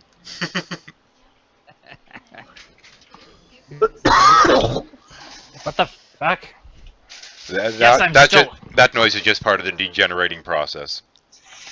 Degenerating process. Yes. Oh, I'm sorry. I forgot to mute my mic before I coughed. I'm sorry. Oh, that was you? Okay. I'm sorry. I apologize. Yes, we are all here degenerating by the moment. I try not to do that, but every now and then I forget to hit the correct fucking toggle. See, for better or worse, this is why I like to be able to just put my mic up and it mutes. Yes, but And if I'll I put it have, up and forget. if you know, I do go through large swaths of conversations where I think that my headset mute is already up. So sometimes sometimes I get it wrong. Just like you, Mr. Mouth Breather into the microphone. There we go. Oh, I think your You only mic get isn't three. close You- enough to your no, mouth. no. You only get Get a three of little those. Closer. Gotta get a little Scott's like, closer. I I don't know think where it's you close live. enough. Can't hear you. Scott's gonna mail a punch to you in the mail. Super Saiyan, God Super Saiyan. Woohoo! That's right. Thought it was saying. Oh well. Yeah, it's saying. Ah, okay. You Just know saying. what? I'm trying to fucking engage with you on one of your interests, okay, Scott? So you And just be I'm fucking helping thankful. you polish it up. I was going to ask if any intellectual theists had been invited, but then I thought, hang on. Hang on. Yeah, Max hold already up. left. Hold up a sec, my son. Hold up a sec. I like that Brainbox Mac. Yeah, he's the only one that would show because intellectual theists. Good luck finding him. Swear to God, man, the guy actually admitted that in 2 years of being a Christian, he still has not read the Bible. My balls just about fell right off in shock hearing that. Okay. I mean, and I mean, I know that some of those books are harder to get through than others, like the Book of Numbers, which most scriptural scholars will fucking read once with a gun to their head and then never again. It's boring, though. It's boring, isn't it? It's 173. That's right. 9. I think it's full of genealogies, actually. I think it's no, like the begats. Holy shit, yeah. Japheth The begats. beget Hezdrabal beget Hezekiah, and this goes on and on and on. Okay. Chris. Yes. Happy birthday from Holy Speckle. Speckle. Deeter. By the way, I'd like to say that her GoFundMe campaign, while it's doing well, she can always use a little more help if anybody hasn't contributed already. What did she GoFundMeing for? Her GoFundMe account is so that she can get some dental surgery because... Oh, my money back. I got confused. I thought it said go fuck me. She's got a cluster of teeth that are some kind of fucked up, and they're causing knock-on effects to her health. Ooh. And she's been... Because she lives in the United States where, you have the right to die of your teeth. Yep. Perfect Alright. freedom. I'm gonna head out. See you. Happy birthday, Chris. Thank you so much, See you, Nate. Nate. Thanks Bye. for hanging out. And remember, when climate... Oh, he's not interested in remembering anything. All right. Yeah, we'll well, the go. getting's good. There we go. Well, I can't fault a man for wanting to leave the room before I open my mouth. Like we do. Send Deirdre a link. Oh, sure. We will do this immediately, my lord. Do it now. At once, my Make lord. it so. Or shall do it immediately. Yeah, better. Invitation sent. Homemade pizza. That looks like good. Looks good to me. That pizza does. Mm-hmm. It's probably tasty because the crappier something looks, the better it tends to taste. I don't know why. Oh, you shut your filthy mouth. No, man, I discovered a long time ago if the food looks really pretty, it generally tastes kind of blah. But if it looks like it was just, kind of thrown together, it tends to taste better. All right, allow me to counterpoint. Chocolate cake looks awesome. Brussels sprouts look awful. True enough. Okay, there's an exception to every rule. And we have Spackle. Hey, Deidre. Thanks for bringing in the not intellectual Christian. I appreciate that. That's okay. This room is filled with non-intellectual people. It's You're in good it's company. being hosted by a non-intellectual person. Yeah, we're Oh, yeah, but degenerating. we mentioned theists. I wondered why you hadn't invited any intellectual theists. Then I realised there fucking aren't any. So much hate. In this community, that is easy to. That's kind of the norm. Easy to come that way. Yeah. Yeah. There are some people that do have brains, in their head. It's just they're not usually in They've all live left. hangouts. They're also usually smart enough to stay the hell away from the rest of us. No, that too. I'm telling you, the Google Plus community is totally self-selected. It's fucking toxic, is what it is. Yeah. It can be. Great. It's great. And just Tastes have one great. question for Marty. Marty, have you pooped today? I have not pooped today, but I did have a nice Duke. Wait. If you haven't pooped today, does that mean you're still full of shit? Always. Well, it's all right for him not to go for a day, but you know when it's like starting to tick into like a week. Is that something Yeah. we're likely to see on camera later? No, there'll be none of that. He was freaking sweating last time I saw him. He's like, oh, I feel awful. So Yeah, it's true. It's terrible. The poor guy. I feel bad for him. You're like the only adult I've ever made multiple inquiries as to your fucking defecation status. That's all right, Deirdre. I'd probably sweat if I met you as well. Probably. I'm not sure what Micro means by this, but he just made a comment, and I think he wants you to add chocolate or bacon to your pizza. Hello. Or chocolate bacon, maybe. I don't know. Pineapple. The actual comment, food theory, there is no dish that becomes worse, i.e. doesn't have to become better, by adding either chocolate or bacon. Good point. There's Until quite it's not. Yeah. a few things I wouldn't want to add chocolate to, like my pasta, for example. Jackie. See, bacon, on the other hand, I rarely find an occasion where it was inappropriate. Well, you know, if you're sitting there and having the Jewish girlfriend's family over for dinner, it might be. Yes, well, Bacon ice cream. I went with the pagan, so, you know. Okay. Well, Now, keep chocolate, in mind, chocolate in your pasta is actually quite good. in I've my case, had I'm the one that's been advocating carpet bombing the Middle East with bacon whenever they start making threats. A different sort of terrorism. Yes. The unclean pork. The unclean pork. We'll destroy the great Satan. We'll carpet bomb you with bacon. Bacon bits, specifically. Hakuna Matata. That's not real bacon. So, chocolate in pasta is not bad, so long as you put chocolate in the pasta, and then you have like a Indian peanutty sesame sauce on top, and then it's a wonderful dessert pasta. Really? I've done that before. But you need to add shit tons of cocoa powder. But wait. So you'll argue over whether a pizza is a pizza once you start adding things like barbecue, but you'll put fucking chocolate on pasta. No. I'll put chocolate in pasta. Personally, I think that's just outrageous. Fuck yes, you. Raw bacon bits. We invited the Welsh bloke.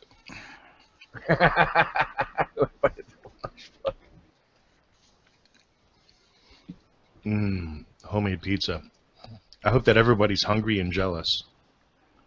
No, well, hungry, yes. Jealous, no. It's got no pineapple. It's not fucking pizza. Shut up. Anyway, Christopher, I'll have to nip off. I'll write you back a bit later. Sounds good, Barry. Take care. Go tell your daughter / girlfriend I said hi. Sure. Again. Again. Good night. See you, Barry. Take care. Ladies and gentlemen, the lovely and talented Barry the Butcher. Don't do it. Don't talk with your mouth full. Don't do it. I love him. I love him often. Oh, yes. That layer of pizza is going to allow me phase 2 of drunken debauchery. Oh, yes. What, we started this at 12? Well, you know, the greasiness of the pizza should oil the colon. But the You've cheese only will still had bind you, so it's just going to hurt more. You have only had 2 Bombay gin, for crying out loud. How pissed can you be? Yeah, how many different cheeses did you use? One cheese to bind them all, and in the colon bind them? Yeah. Oh my gosh. So, I'm an absolute freak for Parmesan cheese. I eat far too much of it. I put far too much of it on stuff that you're supposed to put it on, and I even put it on stuff that you're not really supposed to put it on. Do you put it on your cereal? No, but I do put it on buttered toast. That sounds great. Yeah, and I cooked some Swedish. Well, they thought they were Swedish meatballs. I thought they were that kind of not quite beef you get sometimes. But they were formed into balls, so I ate them and I didn't ask questions. But I put Parmesan cheese on those. Gus ate balls. Y'all heard it. What, prairie oysters? What? No, it's that it's I don't know how to. Sometimes you get those formed hamburgers that are just a little too round, and they cook up, and they're not like they're not like burgers you would make if you just went and got the basic ground beef and slapped them together yourself. They're like sliders, you know what I mean? Like they're I don't know how to. I like that show. It's like grade C beef or whatever. So. But sometimes, when you have a certain amount of money and you have to put something in your stomach and it can't be cardboard again today. You know what I mean? Like you gotta. So I put Parmesan cheese on that. Sometimes I just eat way too much Parmesan cheese. I did make a pizza that was just pesto with Parmesan, and the Parmesan was of such poor quality, and it was grated Parmesan. Ooh. Yeah, that's another thing. I'll probably break your heart because I happen to think that Kraft grated Parmesan cheese is just fine. I'll probably hurt your feelings. It wasn't grated. It was the shredded Parmesan. Oh, the shredded stuff is awful. Like it's so different from the grated stuff, as far as I'm concerned. But it's more pungent. I don't mind the pungent. I don't know. It's just I find it has a different texture. I don't know. I don't know what's the matter with me, but. I threw Parmesan cheese in beef stew one time just because I wanted to taste some Parmesan cheese on my beef stew. I'm telling you, man, I'm incorrigible. I'm incorrigible. I got hassles. I got concerns. Sometimes when I'm preparing my Cheerios, throw a little Parmesan cheese in there. Parmesan cheese on there. Dip my chewing gum in it. No, so yeah, I'm a freak for Parmesan cheese. An absolute. As far as I'm concerned, you give me some pasta, a little bit of margarine. I don't want to hear anything about you fucking people from fucking margarine. That's what I was told to eat when I was a kid. Yes, pasta. What's pasta? Pasta. Shut up. You know what pasta is. I'll put some pasta, cook some pasta, throw some margarine on there, and then throw Parmesan cheese on that. Wait. You're in fucking Jersey. You're close to Boston. You know what pasta is. Pasta? He's laying the fucking snobbishness on me. He wants me to call it. Is that like an Italian, straight from Italy? He wants me to call it pasta. No, he wants me to call it pasta. No, the Northeast okay, is pasta. You know that. Call it pasta. Anyways, I'll take some of that and some margarine. Yes, margarine, not butter, because I was taught that butter is bad for you. At least it's not margarine. That's what I was taught. Even though I know that margarine is just as bad, it doesn't matter. As the twig is bent, so groweth the tree. So I'll put some of that, some Parmesan cheese on there. And I'll eat a whole friggin' pot of that, man. I'm just like, there's something about the dry tanginess of the cheese that I just love. Tang. It just, it's like I don't know, it's like crack, man. I just can't get enough of it. Parmesan is godfather of all cheeses. So there we go, Hey, Mark, you just missed Barry. Always miss the bloke. Well, you know him, eh? He keeps telling us that rather than talk to you, he'd rather shit in his hands and clap. So I don't blame him. Happy birthday, Chris, from me, anyway. But oh, thanks, Mark. I always seem to miss him. He's a nice old bloke. Old, yeah, he's old. For those of you that can't quite get away from your fix of what goes on in other hangouts, apparently Seamus is having a Class 1 meltdown over Kent Hovind. What? So what? Is that a euphemism? No, he's apparently having one of his infamous Seamus tantrums. About what? About Kent Hovind. Yeah, over Kent Hovind. Oh, guys, you're always talking bad about Seamus. Oh, come on, look. You're not letting me talk now. Come on. Just let me finish, and then you can do the hook. He's being spurred on. He's being spurred on by the fucking mighty Russian thinker there, Arthur. And there we go. Now you can take the piss. Go on. Go ahead. I just wanted to talk about Michael Ann, if anybody. That was gold. Understandable topic. That was fantastic. You don't even know what you're talking about. You don't know what you're talking about. Wait, He apparently is actually she's the a first person that I know of to block me. she's a flat earther. Apparently, Yeah. She said something about Pluto being 92 million miles away. No, that's the sun, you daft bitch. And she said there's only ever been one photograph of the Earth from another planet. And that's the one that Apollo 8 took. And she said, she wants to see. Planet. She doesn't believe any of the photographs are real. She wants to see a real-time spinning where you see all of the Earth. You tried to explain to her that you only ever see one bit of it because that's the bit the sun shines on. Doesn't seem to be helpful at all. So she wants to see the front and the back. Is that what you're telling me? Yeah, she wants a real time. So wait, who's this? Michael Land. She wants a real time. Wait, who? Spinning model. Michael Land. She's a crazy lady who benefits off of scamming cancer patients with her vitamin C therapy. Yeah, she does infusions.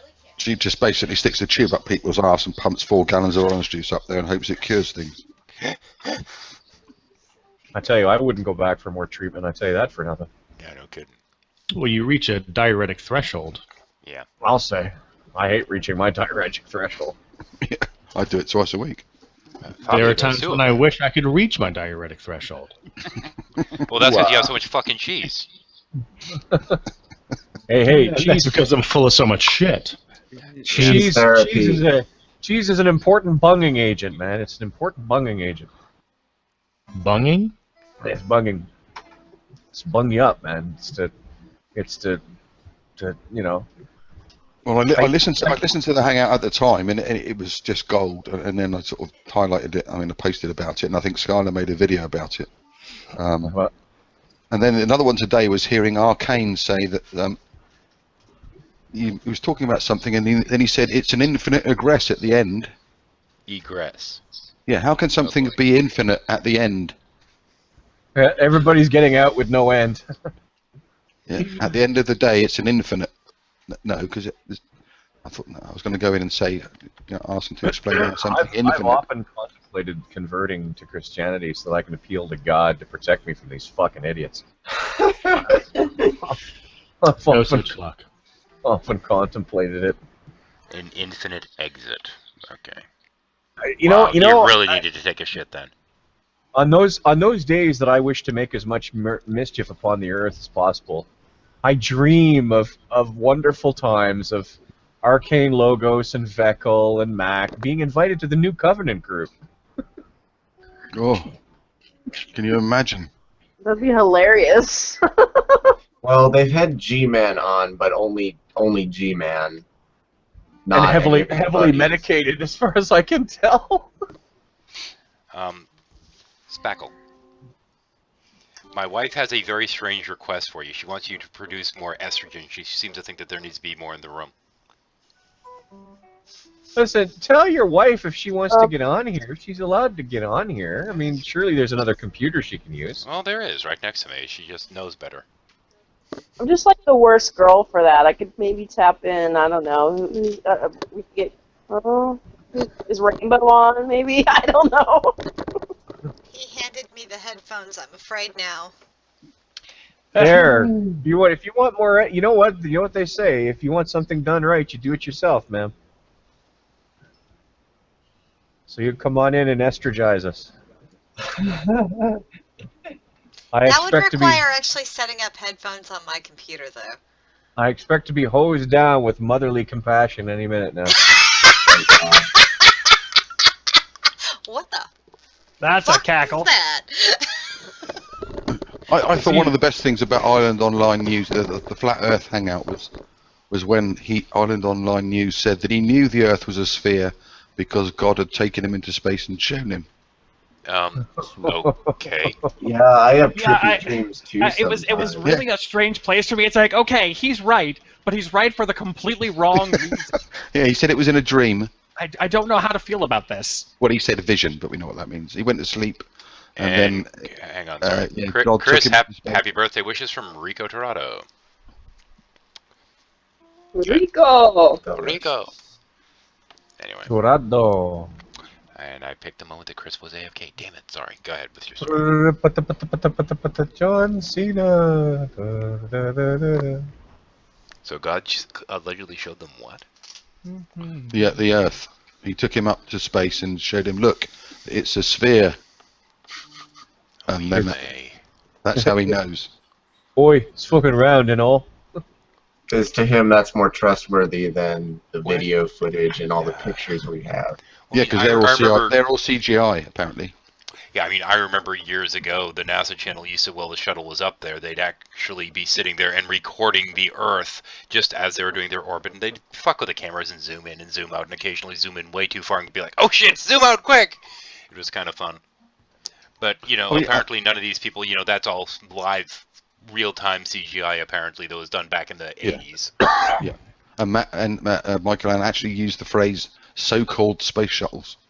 Yeah. So-called space shuttles. Yeah, they're not real. People are fucking stupid whack-a-moles. Why? She actually presents you with sort of this impossible challenge, because even if you present like, oh, well, they did this. No, they didn't. They're lying. So anything that can actually be presented as evidence is a lie. So it's like there's no discussion to be had there. Yep. All the astronauts were liars. Yep, and the actual image we have of the Earth spinning as one of the probes is moving away from it, no, that doesn't count either. Oh, she also used the phrase, for those of you that believe in GPS satellites. So, so-called astronauts, right? More like actonauts. Oh, yeah. The list was just, it was completely hilarious. Now, the thing is, I know that there are people out there that identify as Christian that do have brains in their heads. They are out there. I've met some of them, including Spackle and Max and what have you. But the problem is when these people that are so determined to deny science start denying things like the shape of the Earth. Oh, boy, do they make everyone else look bad. Yeah, Holy shit. She said, what did we get out of the space program? Microwaves and Velcro. And Tang. Don't forget the Tang. Tang. All three things that were invented before the space program started. I think Tang was actually invented specifically for astronauts. Yeah. It was in 1957, though, wasn't it? It was invented for them, but technically beforehand, so, they had to have something to bring up with them. Okay. It wasn't like Neil Armstrong came back and they said, well, what happened? Well, I got this Velcro. Yes, Teflon is a thing too, but, I discovered Velcro, yeah. Yeah, on the moon, and microwave ovens. There was one of them up there. I brought that back. And this stuff, we'll call it Tang, Not to be confused with, that other Tang we went to other lands to get. And then someone said about satellites, she said there's no such thing. And Ireland's Online News said, well, on a clear night, if you look up to the sky, you can see them crossing the sky in a straight line. And she Those are the UFOs. And she actually said, you can't see satellites on a clear night because all the chem spraying blocks that out. The chemtrails are blocking it. Yeah, she actually said that. Fucking nearly fell over. But what about when you actually can see them? Like, they're not real. You can see them. No, my head. No, it's not real. And the best one was she mentioned the ISIS space station. She did call it the ISIS space station at one point. Yeah, I thought, fucking hell, Islam have got. I heard you guys are talking about good old Michael Ann. Yeah, ISIS, and they got their space station. Okay, let's see now. Discoveries from NASA, long-distance telecommunications, solar energy, artificial limbs, ventricular assist device. Let's see now what else we have here. Keep scrolling down. Where's the rest of the 25? You bastards.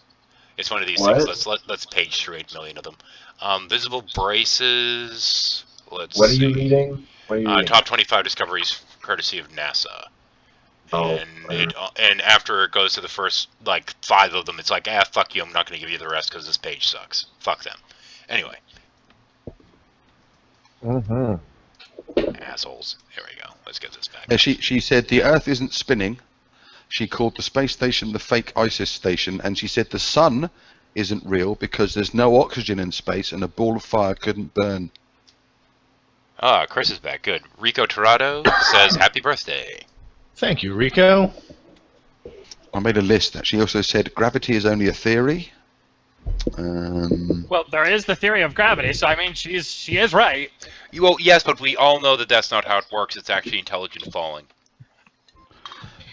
She went on to say she went on to say that no one has proved gravity to be real. She denied planets exist. She called the moon a planet. She said the Bible doesn't say the Earth is a ball, so there. And zero gravity is a fake, apparently, and satellites don't exist, and GPS is fake. Wow. And she's a nurse. Oh my God. She works in a medical field. She's got a room where she sticks needles in people so that they can have vitamin C, but that's about as far as it goes. I wouldn't call her a nurse. Okay. Yeah, that's not even a phlebotomist. And there's about 20 websites that she's on, and they all offer the same thing: intravenous vitamin C, which apparently cures cancer, aging, for fuck's sake, lady problems. If you can't get a hard on, vitamin C. It does not cure one thing, though: being conned by con artists. You can't get a hard on vitamin C. What you gonna do? Gonna run? And they do wellness clinics and all this sort of stuff, And they do road shows where they set up a desk and an intravenous thing, so you can actually turn up at a car boot sale and get oranges pumped up your ass. Oy vey. If you call her a quack, she goes nuts. Nope, and we have an XSplit screen entering the room. There we go, Spackle. The Nutquacker suite. She said that GPS was fake. She said because everyone knows that pilots use the stars to navigate. Oh no! Because no. Yeah, they do. No. Like, for instance. So where are these signals I'm getting on my phone? Here's the proof, right?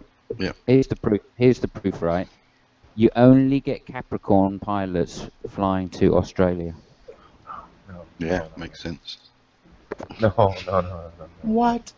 She also I said think there's we're no making such Chris, thing as I think we're evolution. making Chris's head hurt.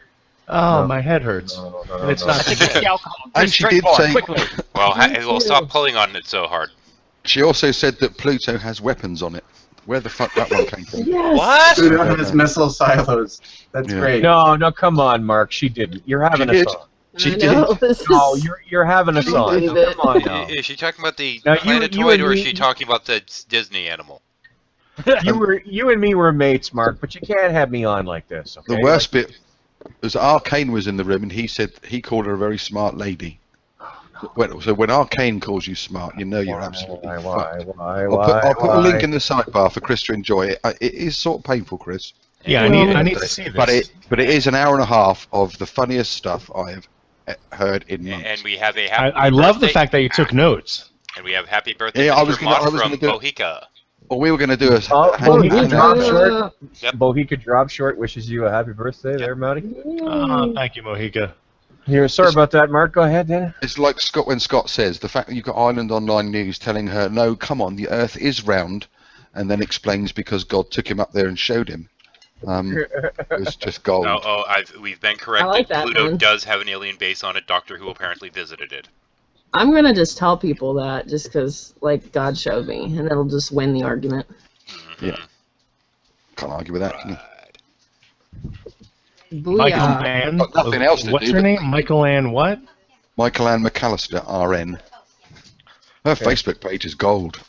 It's got every conspiracy theory you could possibly think of. She believes all of them. The good side of Michael Ann is I think she can be pragmatic and helpful in some sort of practical way. The bad side is the conspiracy theory drives me bananas. Yeah. Bananas. Hey, And she's a lovely looking lady. I remember Wayne Hudson once said, I think Annabelle found a photograph of her, and she had rather big hands. Wayne Hudson said, she's got hands like a pair of digger buckets. My dog just stole my piece of pizza. I just wanted to tell you right now. And just, like, literally scarfed it down. This 24 pounds scarfed it down in, like, 2 seconds. I can't believe it. And now he knows he's bad, and he put himself in his kennel with his ears back. Did it have pineapple on it? Yes. My dog would do the same thing. No. Oh, I'm so pissed at you for more than one reason now. What is wrong with Hawaiian Animal pizza? cruelty. What's There's wrong? everything. It's not pizza. Just call it Hawaiian flatbread product. Oh, Chris, come on. Chris is going to ring animal welfare in a minute. And I dog- will stick them on you for my dog eating would be about fucking the pizza same. that has pineapple on it. My dog would be about the same. He'd grab the pizza, run into the kennel, try to finish it up in there real quick, like hey, hey, hey, hey, hey, and then give you this look like I know I'm in trouble, but it was so fucking worth it. Yeah, his ears are back, and he's like, I'm just gonna stay in the kennel because they're gonna put me there anyway. What's wrong with pineapple on pizza, Jackie? It's not pizza. Yeah, No, stop talking. no. Just listen. No. You asked a question. Hey, I'm answering your question. Stop talking. It'll make your semen taste good. I'm telling you, eat pineapple. What? Makes your semen taste good? Yeah. Who first thought of that? It's actually fact. The more acidic, the more it sweetens it. Yeah. And the doctor say, Doctor, I've got this problem. My semen tastes fucking terrible. What you need to do is go and get a pineapple pizza. Why do you think I feed it to... Never mind. Okay, hello. To your Hang on. dogs? Yeah, What? the worst Why do I thing- think you feed it to your dogs? Hang on. He That's stole it. creepy. That was different. That is totally creepy. Your Okay, dog's hang on a semen second. is now. So your dog's semen is now going to taste better. If you knew, I don't even know my dog has them because he doesn't have his balls anymore. Dude. Finally. Like, he's Hang on. It's no wonder he licks his balls. 1 second, please. For the sake of All Chris. right, Foxy, talk to me, I Foxy. just want to say that pineapple on pizza is blasphemy. Oh, no, it's blasphemy. It is blasphemy. It's not. It's not amazing. pizza. What makes you think I give a shit about fucking blasphemy? Doesn't Annabelle like pineapple on pizza? So I've heard. Annabelle likes some really Annabelle weird likes shit on corn pizza. and like hash and like I don't know what she put on. It was crazy stuff. Hash pizza? What? Annabelle will put things on her pizza that makes her puke. So I mean, if that's Right. and I'm not kidding. I'm not talking behind Annabelle's back. She in a hangout made a pizza and ordered it. No word. Sweet corn and fish, tuna, and anchovies. and- Oh, Not only did she make herself puke, she made poor Fabio puke too. and the delivery driver probably. I'm pretty sure the delivery driver fucking threw it at her and then yarfed in the fucking front flower box. In his crash helmet. That's right. At least his semen tasted of pineapple. Let's put it this way. Let's just put it this way: that it looked like you know if you ever like worked in a restaurant and all the trash is kind of mixed together. That's what was on the pizza. Ooh.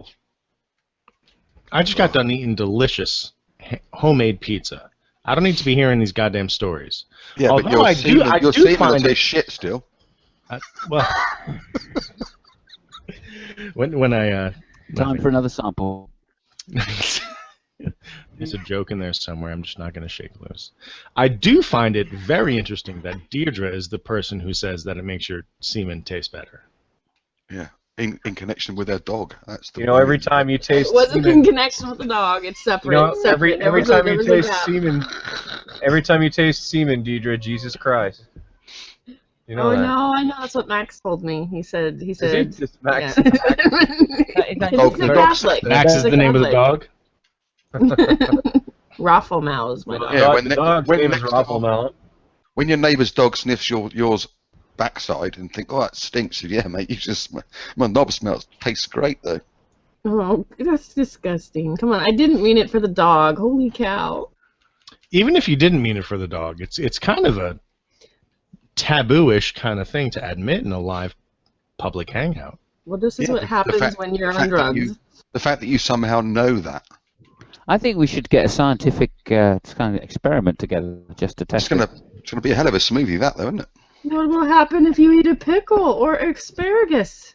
Who are we going to get to judge it? I've heard asparagus makes your semen taste really nasty. Yeah, I bet that company Innocent will be on that like a fucking ton of bricks. Pineapple semen. Smoothies. Natural, tasty, does you good. Yeah, something. Might like even cure cancer. It was something that was talked to me by a bisexual woman. That pineapple does indeed assist with, flavoring. We'll just say. That's why Caribbean men are popular, probably. I'm telling you, we all know this. Even Jackie knows this. Jackie, you knew that, right? Jackie can't talk about this. It's not Wednesday yet. You know what? I kind of wasn't That paying pineapple juice improves the taste of certain things. Yeah, I knew. You even drank some before I. Shut up. Wow. Full of protein. Full of protein. Oh well. Full of protein. Hey, if any Christians watch this and they're judging me, I just want to say Song of Solomon, bitches. Song of Solomon. Yeah, pineapple makes it sweet, beer makes it sour, and apparently asparagus makes it foul. I'm wondering if a vitamin C enema will do any good for the taste. It is acetic acid, right? Yeah. Oh, no, it's not acetic acid. It's ascorbic acid. Ascorbic acid, yeah. Acetic acid is vinegar. You wouldn't need an enema. I mean, the sight of Michael Land will make you shit yourself anyway. I was gonna say, Song of Solomon is an excellent way to troll Christians who haven't read the Bible. Just like read out of it, and they're like, "That's not from the Bible." Yeah, it is. Yeah, it is. It's born in the Bible. Congratulations. Ladies and gentlemen. But don't remember, Christian kids, it's all fake because Solomon wasn't real. You remember, Christian kids, there is no God. You're gonna die someday. Oh, and by that I meant... Your parents are alive. Brought to you by Blaspheme Co. Bringing good things to blasphemy for 50 years. Christian public service announcements. It's all shit. Apparently bananas increase the amount of spew. I've never heard of that. However, Para added after that comment that it would explain Ray Comfort's lengthy breath. Okay. I should think bananas probably do increase your semen export, only because they stick the banana up your ass and poke the old, that could do it. Well, let's talk to TJ about that. I feel an experiment coming on. It's okay. I You did bet it for you charity. do. And that experiment's name is banana. We could have the minion banana experiment. Hey, banana to the papaya. Does it matter if it's ripe or not? Because mine are a bit green. And the banana. I think that the less ripe it is, the more firm it is. Please, TJ, don't use me that way. You know. The man from Del Monte, he say yes. Well, in the shop I got them from, the packet says "Eat me, keep me." Oh. So some are green, some are yellow. Ah. That is some racist shit. Might be. Well, you know, God makes some bananas for eating and some for throwing away. Ooh. And some for practice. Poking up your butt. Mm-hmm. And Clearly intelligent design, it fits in your butt. And Nothing shall the is banana small. say to that which created it, how can you make me for, like, not using that way, and how can you not? By the way, never, ever, ever go to the Amazing Atheist Encyclopedia Dramatica page. It is not censored. Just imagine if Eve had picked up a banana first, we wouldn't be in all this crap. Are there censored Encyclopedia Dramatica pages? Because as far as I know, there weren't. No. Well, if they are, they're humorously censored. Brett Keynes makes you sick. That's about as far. I heard it was twice.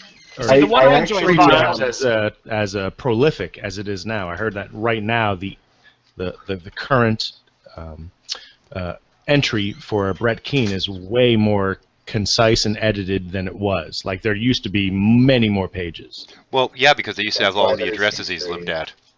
By the way, down to the most recent. I actually found out that Christian Hillbilly has a page on there, and he actually has quite a history on the internet. He's been around for a while. Oh, yes, he has, yeah. Including, has it got the bit about him counselling raped girls on there? I think so, yeah. So he rapes them, then counsels them? What? No. I heard you wrong, sorry. That goes back to Nadia's hangout a few months ago. I think it's been reported since, but he said that someone mentioned about working with children, and he said, I work with children, so we asked him, well, what do you do? It turns out he's a bus monitor, not an actual professional with children, although he said he is a professional because he used to be a pastor and he's a parent. He used to be a pastor? That gives him, yeah. What kind of pastor? Just the whole week one, I think. Oh, okay. And he said that gives him the qualifications. Anyway, to cut a long story short, there was a young girl on the bus that he monitors, school bus, and he'd known that she had been apparently raped by her father. And she was talking to someone else on the bus, and sort of the question of, well, why did it have to happen to me sort of thing came up. He apparently overheard this. He said this. He admitted he did it. He sat next to her and explained to her the reason her father raped her, because it was all part of God's plan, and that her suffering would lead to some good somewhere for somebody. Wow. Douche! And I think he's been reported for it now. Douche and rinse. Whether they do anything about it or not, I don't know. Yikes. But he said that's his, as a Christian, he should be telling. That's his mission, sort of. His mission is to tell people, well, bad shit happened to you, and the reason why Not is because just- God yeah. likes it that way. Not just What? people, kids, because he's a school bus monitor, so it's all kids, and he says he gets a real kick out of telling all these kids the gospel and the. This isn't the gospel. This is, hi, God's a monster. How are you? Mm. I mean, if there is something out there that could be rightfully considered divine, that ain't it. Well, he said when we questioned him on it, he said, "Well, the truth is the truth, and that is the truth, and that's why I'm going to tell children that when I can." I like though. When I rolled in and confronted, he did kind of start to spaz out a little bit, which was interesting. I don't know what. Oh, because you came in, didn't you, and had a go about it. Because I've worked with the school district, and I understand that you do. I mean, granted he's in Indiana, so he gets away with a lot. But even then, it sounds like he's pretty out there on a limb. Like you really are. You have to be careful what you say. And the fact is that he made God a monster. He made God an ultimate monster, a God that ordains personal molestation and things like that. I mean, it was really horrific to me, and I don't know. I was really upset because I mean I know people that have had things happen to them from coaches or youth pastor or something, and can you imagine God ordained and the molester in this case was a youth pastor. Everyone has their own. how horrific. Everyone that's a believer has their own concept of what the divine is or what this God character is. And Not a honestly, molester. That and if that is your God concept, get a new one. Fuck off. Holy shit. And the fact that in that hangout, he laughed about it. He thought it was great, and people were all horrified, and he just sat there and laughed. It was horrific. It was bad, wasn't it? But it has been reported, as far as I know. It has actually. Yeah. And because he's in Indiana, he probably will be fine. Yeah, he did say to me, you can go and try and find out what the school is if you like. If you remember, I came back in the hangout and said, is this the school? And he went all quiet. There you go. Anyway, that's brought the whole hangout down. I know. It's a heavy one. That one was a ridiculous one. I'm trying not to jump on my soapbox. It's there in the middle of the room just calling my name, but I'm trying not to jump on it. Let's go back to sick jokes then. Ugh. I think that was the sick joke. Let's go back to the pineapple. The pineapple! Now, the problem with pineapples is that they're so coarse on the outside, they just never feel quite right. And those leaves are all sharp and pointing, so you can't go that way either. Ooh. Never mind. That didn't help.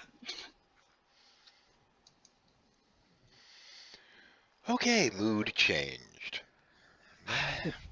Way to go, Mark. Well, this is kind of one of those things, whenever I host Hangouts, inevitably, in some way, shape, or form, they become shuffles, which means random change of tone and everything else constantly. Yeah. I blame Kevin. He brought Christian Hillbilly's name up.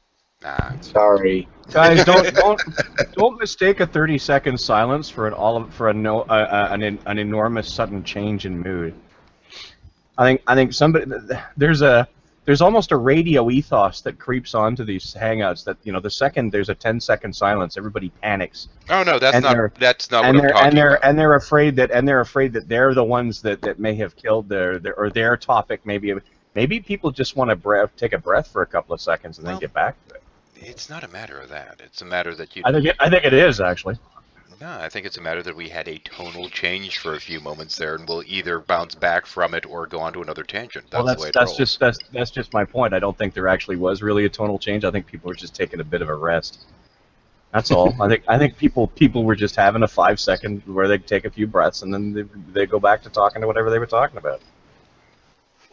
But it's something that everybody gets really nervous when there's 10 seconds of silence. It's like in a real. If we were all sitting together in a pub, and all of us, for instance, took a sip of beer at roughly the same time, and we weren't talking, nobody would freak out about it. But here, since nobody knows what everybody's doing, we all. We know exactly what Chris is doing. I just think it was interesting. We went from Deirdre's dog's semen tasting of pineapple to Christian Hillbilly within 2 minutes. Well, I almost think you can connect the two. I think you might be able to actually. Yeah, we were talking about, we went to that to bananas, and then someone brought up Amazing Atheist, and then I mentioned Encyclopedia Dramatica, and then Christian Hillbilly. Yeah, it's like degrees of separation, isn't it? Semen tasting of pineapple to Christian Hillbilly in 8 moves. Less than. I want a banana now. I bet you do. You beautiful, beautiful man. They do with batteries these days. I suggest peeling the banana. Oh, Prudent is watching. He says, Prudent saw what you posted. Oh no, I'm so worried. Prudent in trouble with more people than Eve now? What? Than Eve? Yeah, I guess he decided to be all douchey to Eve, and he's like, what did I do? I'm like, well, you condescended for one. No, not Prudent. Surely not. Yeah, so I don't know. I'm just wondering, is he making the rounds? Poor guy. I don't know. All I know is he pissed off Jade the other day. Beyond that, I have no fucking clue. Oh, Prudent, calm down. We love you, Prudent. Not like you want to. But we love you in a way. It's so not in a way you'd approve of. There's this cadre of young male intellectuals on the Hangouts that are like, I swear to God, they get their social adroitness from the back of an iPod instruction book. Like it just, they just throw both their feet into it with abandon, and then they sit there going, what happened? Why was I come on? He's been to college for a couple of years. Oh yeah, no, but it doesn't make him. I was being facetious. They don't teach you how to